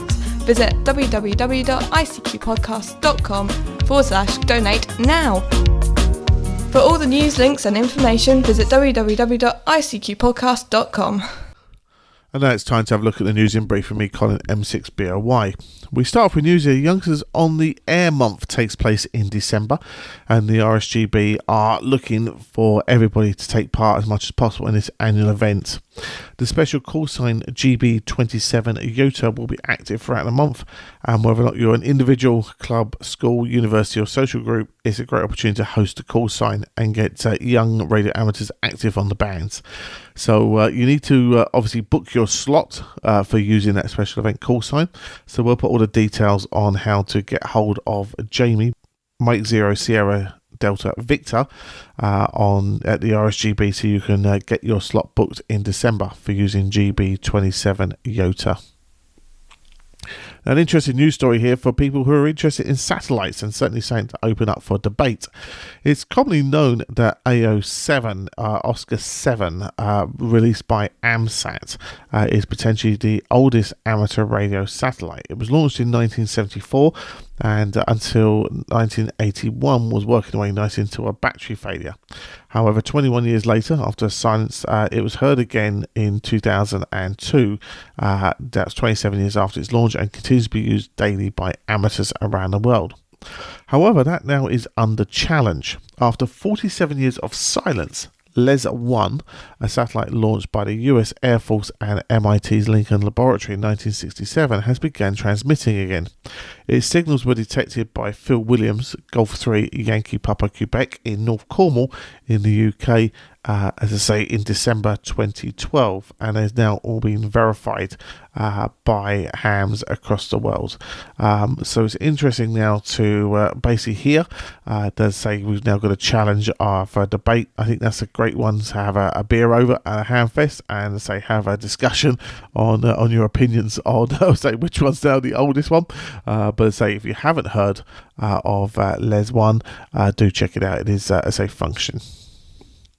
And we finish off in Latvia, where ham radio operators are honouring the nation's first broadcast on radio 100 years ago, and hams who are calling CQ as Lima Yankee 100 Lima Romeo will be able to share stories of Riga's radiophons, which went on air in 1925 with a 2 kilowatt transmitter, 2 45 metre high antenna towers, and equipment purchased from France. From its studio inside a post office building in Riga City, the state-owned station began its life on air with a 2-hour broadcast that included the opera Madame Butterfly and a speech by the Minister of Transport at the time. So say keep an ear out for that special event call sign Yankee Lima 100 Lima Romeo, as I say, and you can book that one into your logbook there. But it's only going to be running until the day of our release, the 2nd of November. So I say it needs to be quick to grab on that one there. But I hope you find that one there. Right, we're going to head over to our features this episode. We've got a double features episode. First off, we're going to be out a Radio Club's Open Day and seeing the wonderful activities that you can potentially do to promote your club. And then we follow up with a Radio Centre wins an award as well for you. So, as always, hope you enjoy.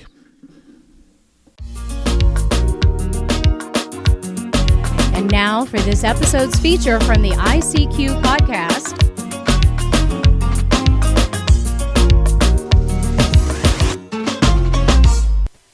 Hi guys, for this feature, Chris Howard and I attended the Crawley Club Open Day on Saturday the 25th of October. Now the event ran between 11 o'clock and 4 o'clock PM, and we had a great fun chatting to people, not only club members but potential members of the club and general members of the public that turned up for the Open Day. The following interviews are really just a few of the guys from the Crawley Club just telling us about what they do. Well, I'm lucky today to be down here at the Crawley Club's Open Day, and as you can hear in the background, there's a lot of noise going on. I've managed to catch hold of John, one of the members, who's been demonstrating Morse code with some interesting bits and pieces on the table. John, tell us about yourself and what you've been up to. Well, I've only been a member of the Crawley Club for about 6 months, but they've been pretty marvellous, really, very friendly, welcomed me in, and made good friends. Earlier this year, I'm very newly qualified, with Foundation, and earlier this year I got interested in Morse, but I had to put it on hold because I was doing my intermediate, and now I'm doing my full exam, so I've sort of put it on the back burner. But I still practice every day, so that come 2026, once I've got my full licence, I can pick it up and put more effort into it and get on the air and really enjoy it, because I really enjoy the Morse code. Yeah, well, it was evident by all the bits and pieces you've got in the table in front of us, and great that you're actually interested in Morse and moving on with that part of the hobby. The hobby is wide, but there is a lot of people that have got interested in Morse since it's become no longer a mandatory requirement. Yeah, it's strange, isn't it? But perhaps that's the way these things go, The reason I like it, I find it very musical, and I enjoy that. I enjoy listening to Morse. Some of it's not as musical as it might be, I must admit, but one of the things that intrigues me about it is the range that you can get on very very minimal equipment. You don't have to have a lot of power. You don't need to have a very expensive transceiver. It's not about saving money, but it's about being efficient. It's a very, very efficient means of communication once you can master it. Certainly is, and what a lot of people in the general public don't realise is that Morse was the first digital mode of operation, on or off. Yeah, absolutely. It is. It's fitting for the digital age. As you say, it's binary. It's either a DIT or a DAR, and that's the beauty of it. And from that is where the music of Morse comes from. So, I think it's something everybody can approach. It's not, the cost isn't prohibitive. The time you need to put into it is probably what puts people off. You need to practice every day. I would say a minimum of 15 minutes just to keep, just to tread water. But if you want to advance, you may need to put in 45 minutes, an hour every day for a concerted period. But there are lots of wonderful courses you can get onto. There's a Long Island CW Club, CW Ops on the internet, where lots of very, very generous hams who love Morse as well give their time and expertise for free. So it's a wonderful introduction into the Morse world, which is worldwide. It certainly is, because here on the podcast, Dan Romanchik KB6NU has written a book on it. He's a big Morse code operator. I often tease Dan and say I'm a failure to you, Dan, because I don't do Morse. The other one is young Caryn Willis also does Morse in a big way, and I know they find it great fun. Now, you mentioned the fact that, practice. Our Dan in the States often says the best way to learn is get on the air. And he used to say to me, get on the air, do it. And I suppose if you're a member of a club and you can have local conversations and practice with local members of the club, that's going to help a tremendous amount, I would have thought. Absolutely, and I think get on the air is the key to it. It's always difficult to get on the air. I can remember feeling, the trepidation of answering my first QSO, and I'd had experience of radio work, professionally, and but it was still quite nerve-wracking. But once you do it, it opens up a whole new world. And a QSO in Morse needn't be highly complicated.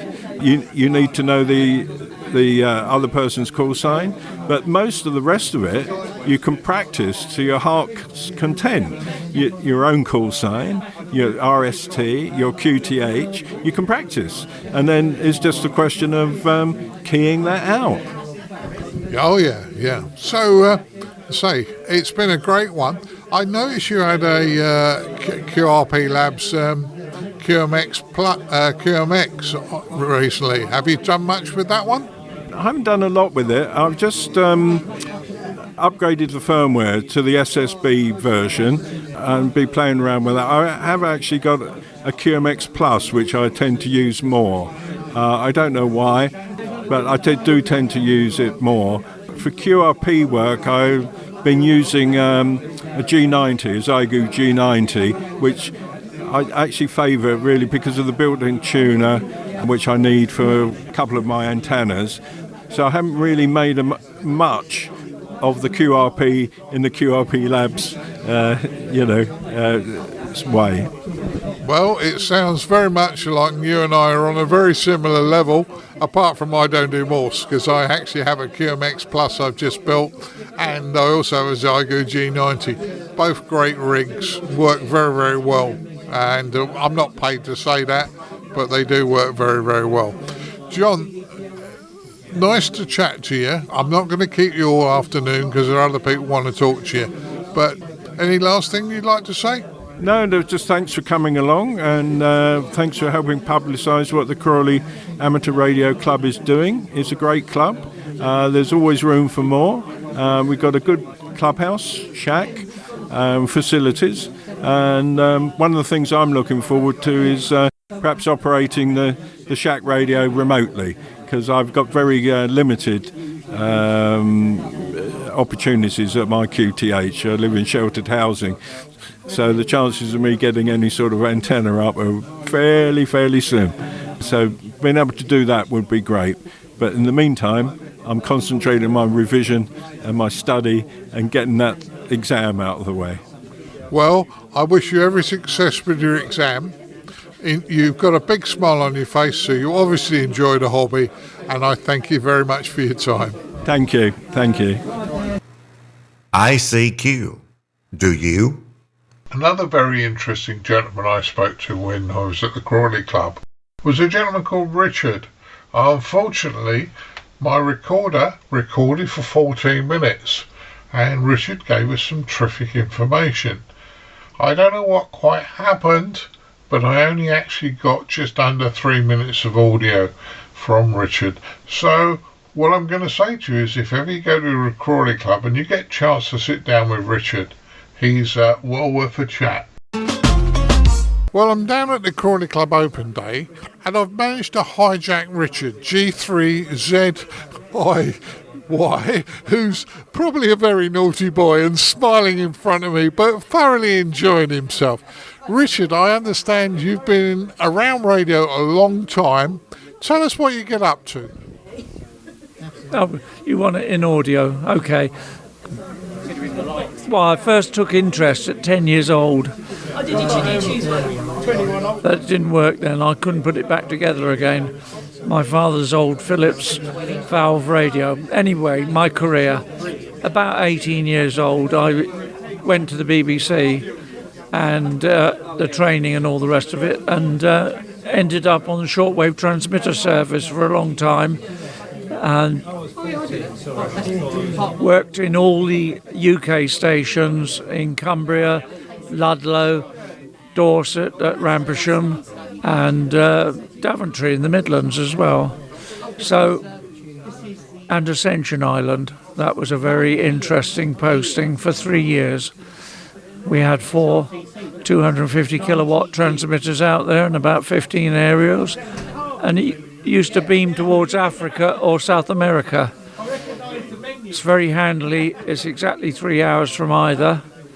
So in the mornings we used to do from 3 o'clock in the morning, Ascension time, we used to do the languages to Africa for their breakfast time. And then when they'd gone to work at 7 o'clock to them, we used to turn the aerials round electronically, power the front array rather than the back array, and then beam Spanish and Portuguese to South America. So yeah, and I used to work the receiving site because we picked it up on shortwaves and rebroadcast it from the other side of the island, which has a mountain in the middle, to try and stop the interference. And that's it. Well, you saying that's it, you've had a great smile on your face. But it's an interesting hobby, because not only is it a hobby, you had a career out of this.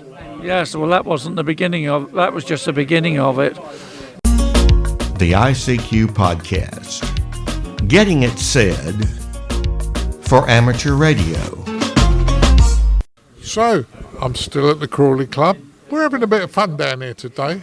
I'm with 2 gentlemen. I'm going to get them to introduce themselves so I don't get it wrong. You are, sir? I'm Paul, G7KBR. And I believe you're an ICQ podcast listener. I am indeed, yeah. As soon as you came in this morning, I heard your voice. I thought, I know who you are. There's no getting away from that voice. Now, and Eugene, I believe, tell us about yourself. Yeah, I'm Eugene. I'm G0VIQ. I'm glad I remember my call sign. Well, I forget mine, don't worry about that. And one of our American presenters, I always used to get her call sign wrong and give her the call sign that was on the Isle of Man, and she said, I better get one then. Yes, no, it's easy to get things confused. I've been doing amateur radio for about 30 years, so I had 3 call signs, but I've had this one for most of those 30 years. Yeah. Well, the call sign thing's a strange one. I mean, I actually have 2, but I'm only allowed to use one 99.99% of the time, because my other one's for the US, and if I ain't on US soil, I can't use it. So. Yes, no, exactly. I've been a member of the Crawley Radio Club probably since 1992, 93. I was introduced to it by a couple of friends, one called Peter, who used to live on the other side of Crawley, and I used to be interested in video gear and trying to fix video recorders, and he introduced me to the club. And then I've had a few breaks, but basically been enjoying it for ages. Yeah. Well, I've known of the club now for a good few years, probably over 20 years. I brought a couple of students down here, and Stuart, who's over there, said to me, "You can't sit and do nothing. You've got to help me teach this course," and the way I did, and that was great fun. Well, that was the course I got in on, which was probably in 1994, which was the novice course, which is now the intermediate, but that was an introductory course to get youngsters and anybody into it, and it was largely practical based, so you had to build things. We built an AM radio, we built a light and the Morse key out of paper clips. The AM radio we soldered, and I had to wind a coil, and I didn't solder it properly and it didn't work, and then we troubleshooted it and eventually got there. And then after that 10-week course, which was great fun, it was very involved, and we had old telephones to do QSO type conversations.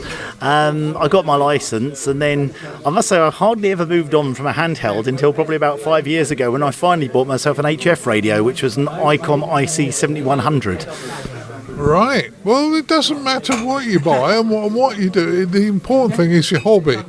Would you not agree? Yeah, I mean, I've been licensed since 1991, and I obviously learnt the course here at the Crawley Amateur Radio Club and got my ticket. At the time, we only had the RAE. We didn't have 3 different stages of the licence, so it was a bit easier, but you had to do about 80 questions in the exam, which was a mixture of theory and then obviously practices of operating radios and stuff like that, so it was probably a little bit tougher then, but managed to pass it. So and it's my career as well, so I haven't done too badly out of it. So Yeah, well, I mean, that's the beauty. I've had a number of jobs because of amateur radio as well, and it's a passion we get into, and it doesn't matter what level you are at. The hobby's great. Now, you talked originally about the novice course, which became the intermediate. I went straight to the full license because that was pretty much what was available, and I did mine. But I'm actually a fan of the 3-tier license system, and it's a shame they don't do the practicals anymore, but I understand because people do it online. I think the big difficulty, for a lot of people is trying to find a radio club to get to, and there's lots of groups now who have online courses, and you can do an online test. But it was delightful being able to turn up on something like a Tuesday and Thursday and being shown how radio works in that nice controlled environment. But it does require quite a lot of staff, and it does require being in a place where you can do it. And if you live in the middle of nowhere and you're like 13 and trying to do ham radio, it is going to be difficult to be able to do a 30 or 40 miles every couple of days to do the course. Luckily, it is only, at the time I did it, was 10 weeks, but now the online courses are really good. And indeed, a friend of mine who lives over in Germany, he's just passed his test. Briefly forgotten what it was called. What's the first one called? Well, it's Foundation in the UK. That's it, the foundation course. So he's passed that. So when he comes over now, he can do a bit of ham radio. And I think he's now taking a test out in Germany as well. And now he's got a bit of a feel for it. And that's the good thing. And there's a couple of people at work as well who have got ham tickets. And so, you can get more and more people in because, the more people the more you can get somebody else on, either directly or through a repeater or doing one of the digital modes. Yeah. Well, we had, and she's just left, the mum and a young lad who's 13 who come round, and he's very, very, very interested in the hobby. And that's the beauty of getting to see people like that. Now, I've just said you can take the course online and you can study online, but I think the important thing is to find a club where you can get assistance, because if you don't understand a question, you're stuck. So I mean, I saw the guy that you were talking to about, and I mean, you could see he was quite engaging with you about asking questions. I mean, I'm sure he's going to do really well in his career, because if he goes down the route of doing electronics or does a degree or anything like that, maybe this is the kickstart that will start his career off, maybe. But Yeah, well, I said to him, and it put a smile on his face, I said, all knowledge is good knowledge, and a lot of things you learn in amateur radio are good because you can spot idiots, because people say things, and if you know different, you're the educated one. I found that with ham radio, it's given lots of ability to do things. So I've come from a STEM background, and when I went to university, I'm not great at the maths, but in the electronics course I was doing, being able to have a little bit of a founding in radio meant that, I've seen this before, I'm familiar with this. And as you work through your time doing ham radio, you find you can speak to people, you can learn about how different things come, and also you learn little bits that seem mystical at the time, like about how antennas work, and you hear it again and again and again, and things just snap in, and then you get a context of something. And and there's lots of people at the radio club who will help you with problems. They'll lend you kit, and we have in the past helped with putting up antennas. And the other thing that I like a lot of is contests. I wouldn't see myself as a contest grade operator because I'm terrible at it, but when you need the effort anything's better than nothing. And indeed, I've enjoyed VHF Field Day, which we do, and I've been doing that on and off for about 28-30 years. And the bit I used to put most of the effort into was putting up the towers and helping run the cables out, and a little bit setting up the stations. And over time, I found myself operating usually late nights on one of the easier bands, where you need staffing, but you don't have quite the number of contacts going per hour that you do perhaps on something like 2 meters. And indeed now we've taken part in Islands on the Air, and proudly I had more errors than other people on the contacts, but still I was working on the multiplier station, so overall I did make a lot of multipliers. But it's good as a social as well, because we go up, in the case of IO2 we went up on something like a Tuesday. By the time we got to the Isle of Harris it was Thursday, and then we got all our kit out. Then the Friday, nice and relaxed, set it all up, test it, do the contest. Then once we set it down, which is relatively easy, we then have a couple of days of tourism and trundle back. So we make a nice kind of holiday out of it with 36 hours of hard work. Yeah, but it's not hard work because it is fun. We all do it, and that's a good one. Well, I think I'm going to not hold you much longer because you guys are doing things, and it's been a big success, I'd say, today. I was expecting 1 or 2 people, really, but actually there was quite a few coming through the door, so it was a good event, so yeah. And a couple of us in orange shirts. Well, Chris didn't wear his orange shirt, but I tried to blind you with the orange shirt. Yeah. But thank you very much for your time, guys. Thank you. Thank you very much. Thank you very much. The ICQ Podcast. Getting it said for amateur radio.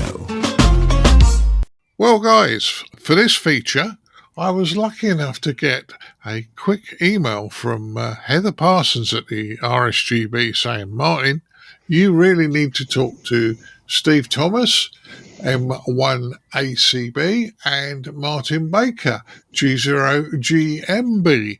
And she said, the RSGB and the National Radio Centre have just won the Sir Arthur Clarke Award. Steve, I'm going to get you go first because you're the general manager of the RSGB, not detracting from Martin because he's got some good things to say as well. But tell us about what's been going on. Yeah, hi there, Martin.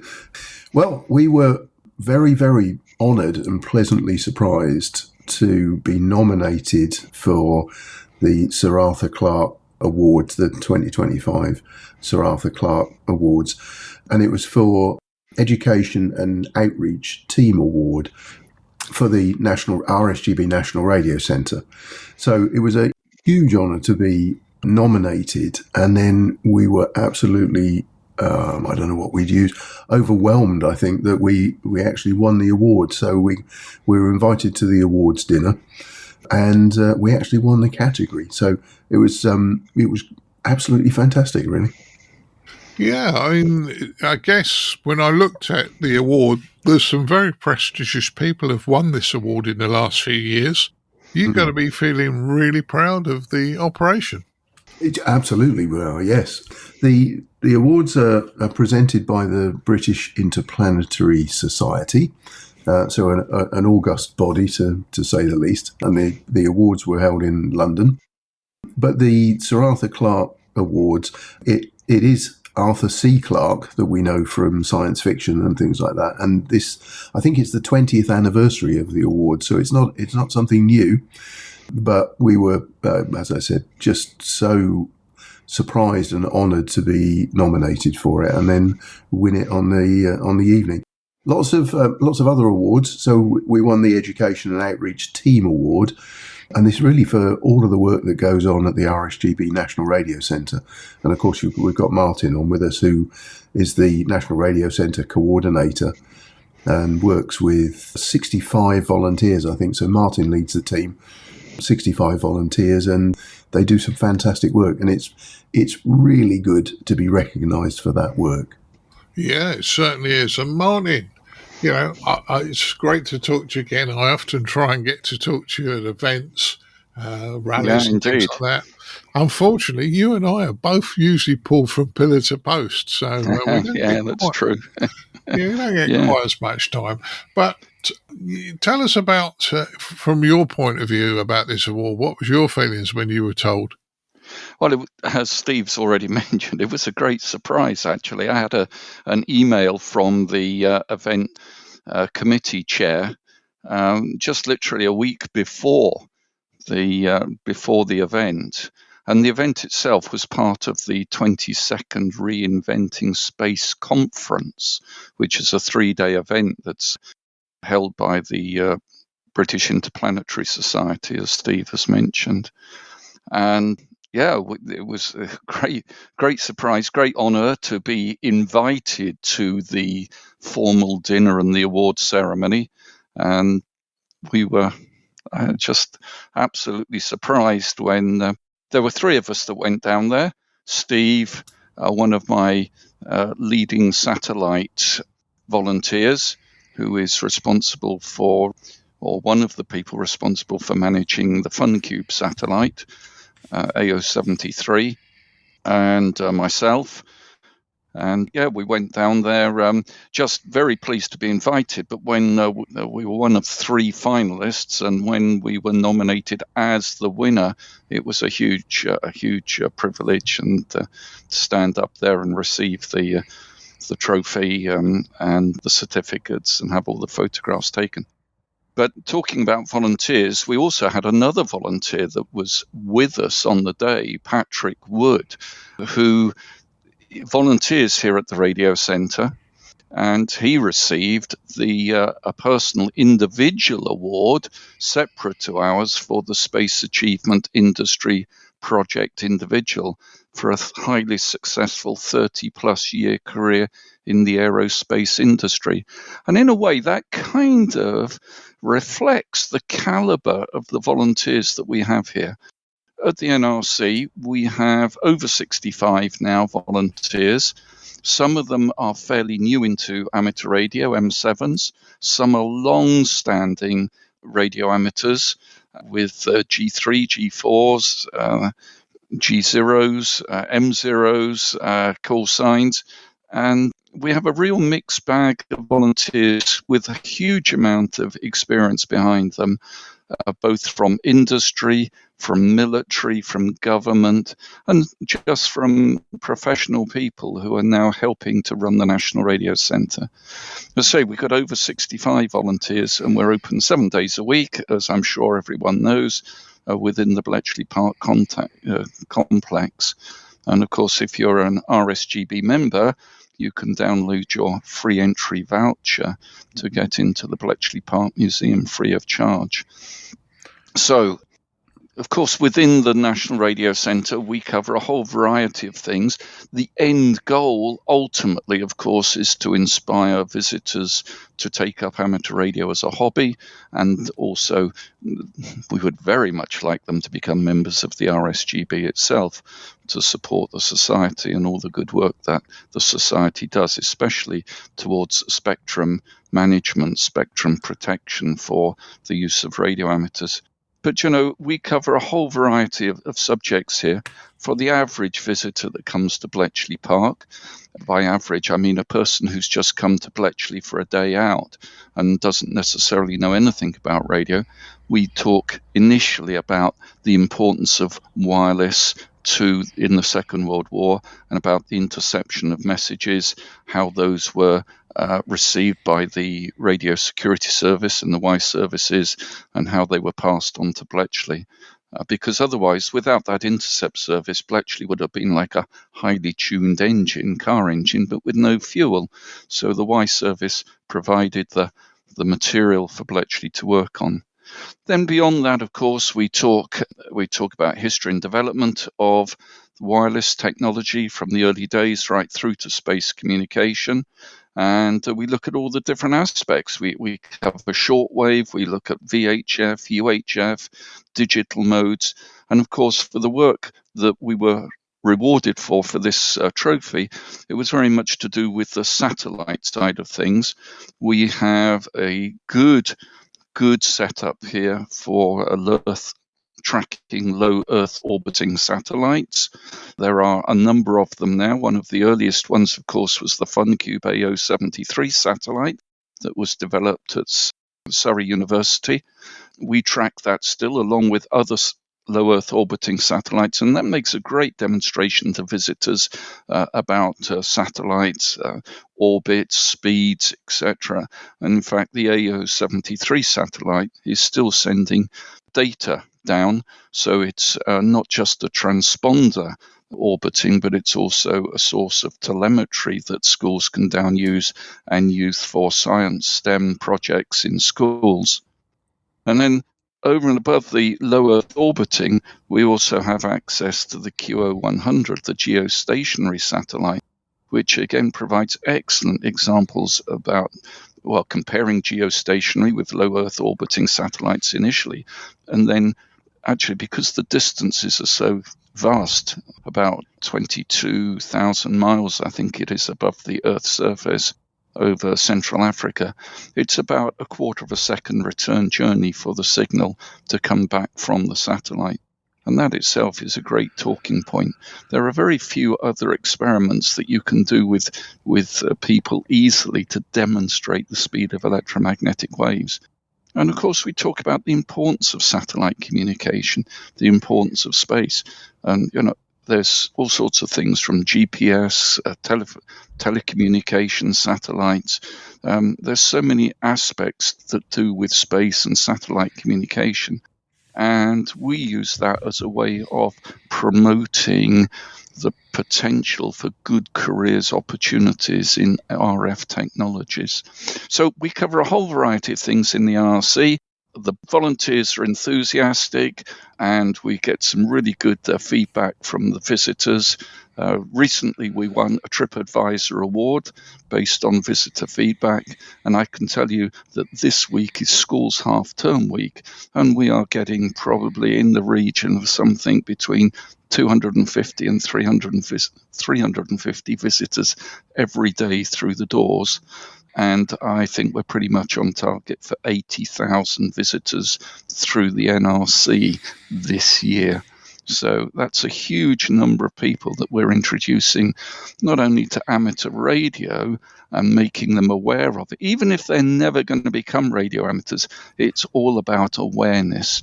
And then hopefully we're inspiring a good number as well, and they will pick up the hobby, and we will be growing the hobby for the future. So I hope that gives you a good summary, Martin. Yeah, it certainly did. And I was looking up before we actually started this recording. It was just over 6 years ago that Colin, my son, and I came up to the National Radio Centre.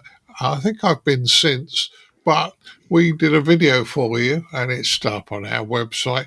And I thoroughly enjoyed myself there. I've thoroughly enjoyed myself at the NIC every time I've gone there. An interesting little silly story for you, though, Martin. I remember signing the visitors book, and Chris Howard came through and he prodded me, and he said, "Martin, you signed in twice." And I went, "No, I didn't." He said, "You put in a different course I did." I said, "No, I didn't." And it turned out there was another gentleman with the same name as me, as an amateur, that was in the book about 2 lines below me. And yeah, so, but it is fun. It's an interesting place. It's certainly worth a trip. And I know that you are supported by Steve very much along those lines, isn't he, Steve? Well, yeah, Martin's a member of my senior team, and you know, Martin, that I very often say to you that the RSGB is much more than a bookshop, and this is a really, really strong indication of that idea. And as the other Martin said just now, 80,000 visitors a year through the NRC, and we can't think of anywhere else in the world that introduces that many people to amateur radio or radio technology in the way that Martin and his volunteer team do. And if people are just aware of amateur radio or radio technology, that's great. If they'd like to become radio amateurs, that's even better. But that's the purpose of it. And coming back to the award, it was awarded because of the public outreach and the STEM, science, technology, engineering and maths activities that take place at the National Radio Centre, often in a very soft way, because you never know the sort of person that's going to walk through the door. That's why there's such a range of equipment there. But importantly, there are volunteers there to talk to. And Martin will probably come up with some examples of this if I give him a second. But you never know who's going to walk through the door. And often they hear great stories from the people who visit. And that interaction with people is what really works at the National Radio Centre.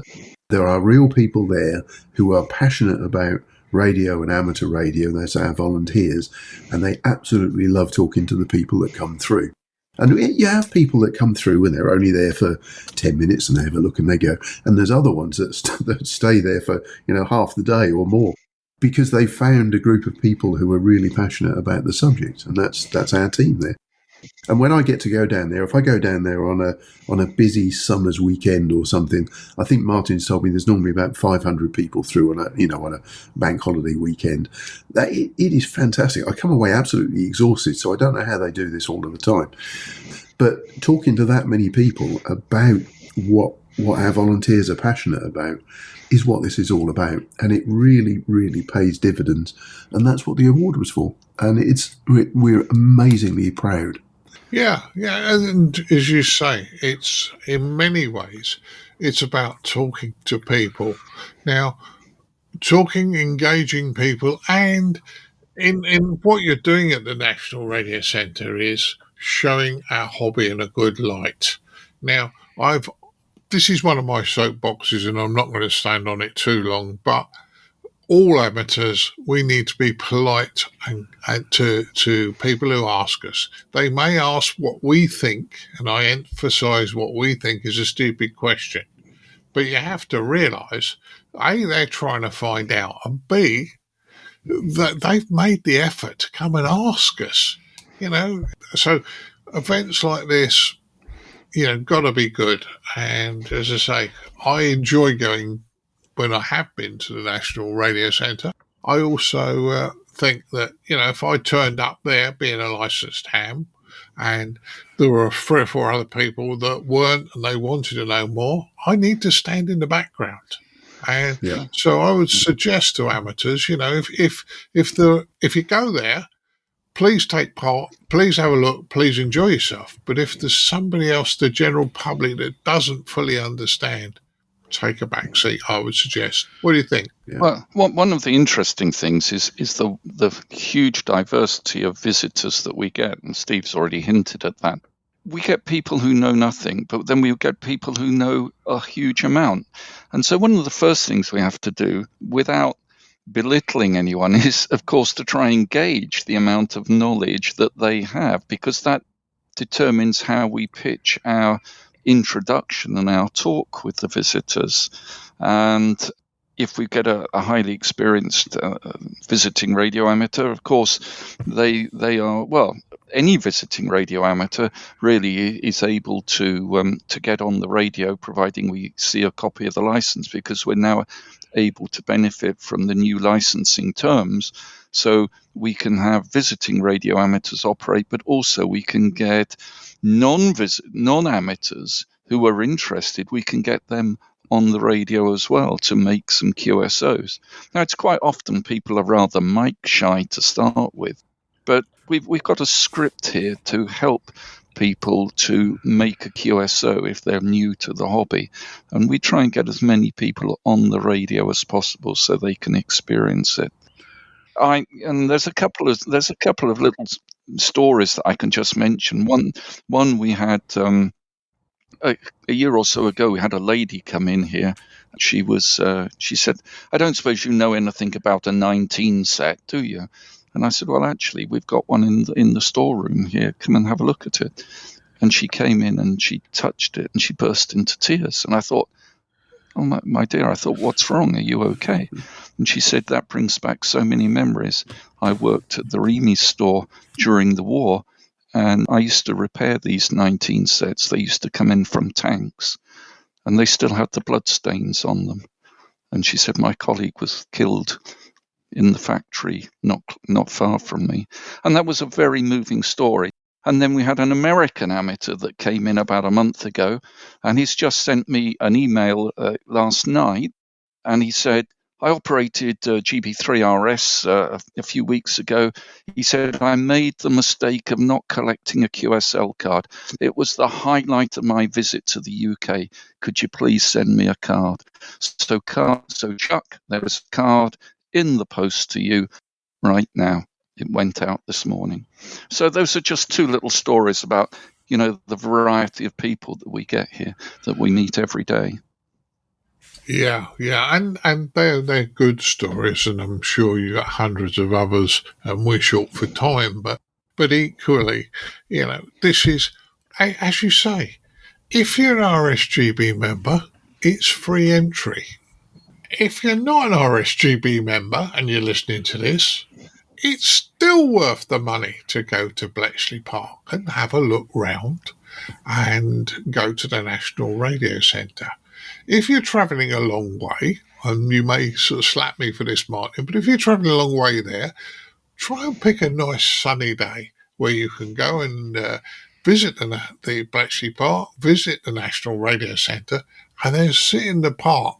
And I seem to remember they've got speakers hidden in the trees, and you're sitting there sort of having a picnic, and you hear a Spitfire go over, and you're looking up in the sky looking for it, or a courier's motorcycle disappearing. It's a great day out at Bletchley Park. Absolutely, and I would say the 1940s weekends are very special indeed. We get a variety of Second World War radios out on display, but also over and above that, they quite often organise a Spitfire, a Hurricane, or a Lancaster fly past as well. So those days are really very special. Yeah. So I'm going to start to close up, but Steve, I'll go back to yourself. More than one award. The most prestigious one was the Sir Arthur Clarke Award, I assume, but great for the RSGB. Oh, absolutely. We are, I'm going to say it one more time, we are enormously proud of what Martin and the team do at the NRC. Just if you'll give me a couple of minutes, though, Martin, I know you know I can talk for England, but this comes at the end of a really, really amazing couple of months for us. We launched, and I think you've covered some of these news things, but we launched the RSGB app for mobile and tablets, and that's been amazingly successful. We've had people all around the world downloading that and using that to look at our Radcom family of publications. That's been amazingly successful.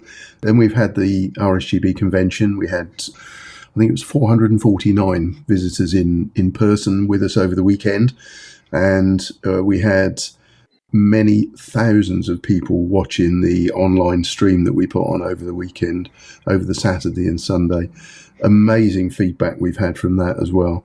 And then we pick up this award. It has been an absolutely amazing few weeks, and it is gratifying, I think, might be the right word. I'm struggling for the right word, to be honest, Martin, but there's been so much good, positive things going on, and we are immensely grateful for everybody that's a member of the RSGB, everybody that supports us through these activities. And I'm going to say it again, I'm immensely grateful for Martin and the team at the NRC for what they do. Steve, if I could just add towards the end there, that I'd like to say that the success in winning this award is for the whole NRC team at Bletchley Park, and it's entirely due to the combined efforts of all the volunteers who inspire our visitors about wireless technologies from the earliest days right through to modern day space and satellite communications. And I think that's important. Although it was the four of us that went up to the award ceremony, actually this award is in recognition of what all the volunteers do here in this amazing team at the NRC. Very much so, yeah. Yeah, so in fairness and niceness, guys, great award and great publicity for yourselves. I think, any amateur, if you're in the Milton Keynes, Bletchley Park area, please make the time to go along and have a look. It's well worth the trip. And I'm just going to close it up now, Steve, and say, usuals. Steve's at the RSGB. Do you want to give your email address out, Steve? They can find it from the website. If you go to rsgb.org, then you will find everything about the RSGB. I don't mind my email address being out there. The best one actually is gm.dept, General Managers Department at rsgb.org.uk. Okay, Steve. Well, and Martin, do you want to publicise how people can get hold of you? Yes, well, the best way is to contact me via nrc.support@rsgb.org.uk. We love to hear when individual radio amateurs are coming, but if a club is coming on an organised visit, then we really do like to know in advance if possible, so that we can make sure that we put some radio time aside and can devote some time on the radio for a club visit. Well, that sounds great to me. Guys, thank you very much. Let's hope we get recognised again in the future. I know that this Arthur Clarke Award has been won by some people more than once. And, you came up against some great opposition and you shone through. So thank you very much. It's a pleasure. Thanks very much, Martin. Thank you. Well, everybody, I really hope you enjoyed our double features episode where I say congratulations to the RSGB on their award for the National Radio Centre, and obviously an enlightening visit there to a club open day. And certainly, Dad, certainly some great ideas and some great people to chat to, and a great way of promoting the hobby there by the Crawley Club. Certainly was. Chris and I had an invite. We went down, spent some time with the guys, as you will hear. Did have a record problem, unfortunately, and I mentioned in the feature, if you get a chance to talk to Richard at the Crawley Club, he's a great guy to talk to. And it was great spending time seeing the public come in and just supporting the Crawley Club. Not that they probably need my support, but it was a good afternoon out, a good lunch come afternoon out, I'd say, Colin. Yeah. So the question is, on reflection, what would be maybe one of the takeaways you would have taken from the day if you were to take away an idea to promote your club, or someone says you have to promote my club? Was there something in particular you would have taken from the day that might be of interest to people? It was very, very... They had a lot of things on that people could actually have a look at. John, who I spoke to, was doing Morse. They had a mock-up of their repeater they run, and somebody talking about that. They had their, you see, the Crawley Club actually has an inbuilt shack in their location, so they actually had the shack open, and there were lots of people able to engage with the public once they walked through the door, as well as there were things going on outside, like a gentleman was showing some what you do at a SOTA site. So not one thing, but it was very, very active, and the club members there were very positive. It's what we need to be when we talk to the public. Yeah, this certainly sounds like it's a new thing. We saw this at the UK Hamfest as well. You know, the whole idea of getting people in the door and actually getting them playing with stuff. So that certainly sounds like a very positive thing, and certainly is saying a bit more than just seeing guys stuck behind a radio that people maybe can't interact with or see. It's that whole thing of really getting a hands-on and things to see from there. So certainly that sounds very, very positive. So great to hear. Now, we continue to get lots of views on our YouTube channels from the videos we've taken this year from places like Friedrichshafen in the summer and also UK Hamfest, and the interviews with manufacturers, dealers, and just movers and shakers in the hobby. So do check out the YouTube page at youtube.com/ICQPodcast, and you can check out all the latest videos there, and we really would appreciate you doing that. We'll mention this now throughout the show for the next couple of episodes as well. We're going to be conducting a listener survey in December, and the best way of you getting involved in that and helping us shape your show for the coming years is to get involved with that survey. And that survey will go out with a link on everyone subscribed to our newsletter. So you'll need to go to ICQPodcast.com and click on the newsletter link, subscribe there. The great thing is, guys, versus fact is, as you know from our value for value model, we won't sell you details, we won't put advertising in there, etc. So it's going to be a nice clean newsletter for you straight away. But it will mean the fact you're on the list to make sure that you get that link to that survey to help us shape the show going forward. So we really would appreciate you getting involved there. Now, we mentioned at the top of the show as well, we had a call for donations, and we really are appreciative for everyone that got involved.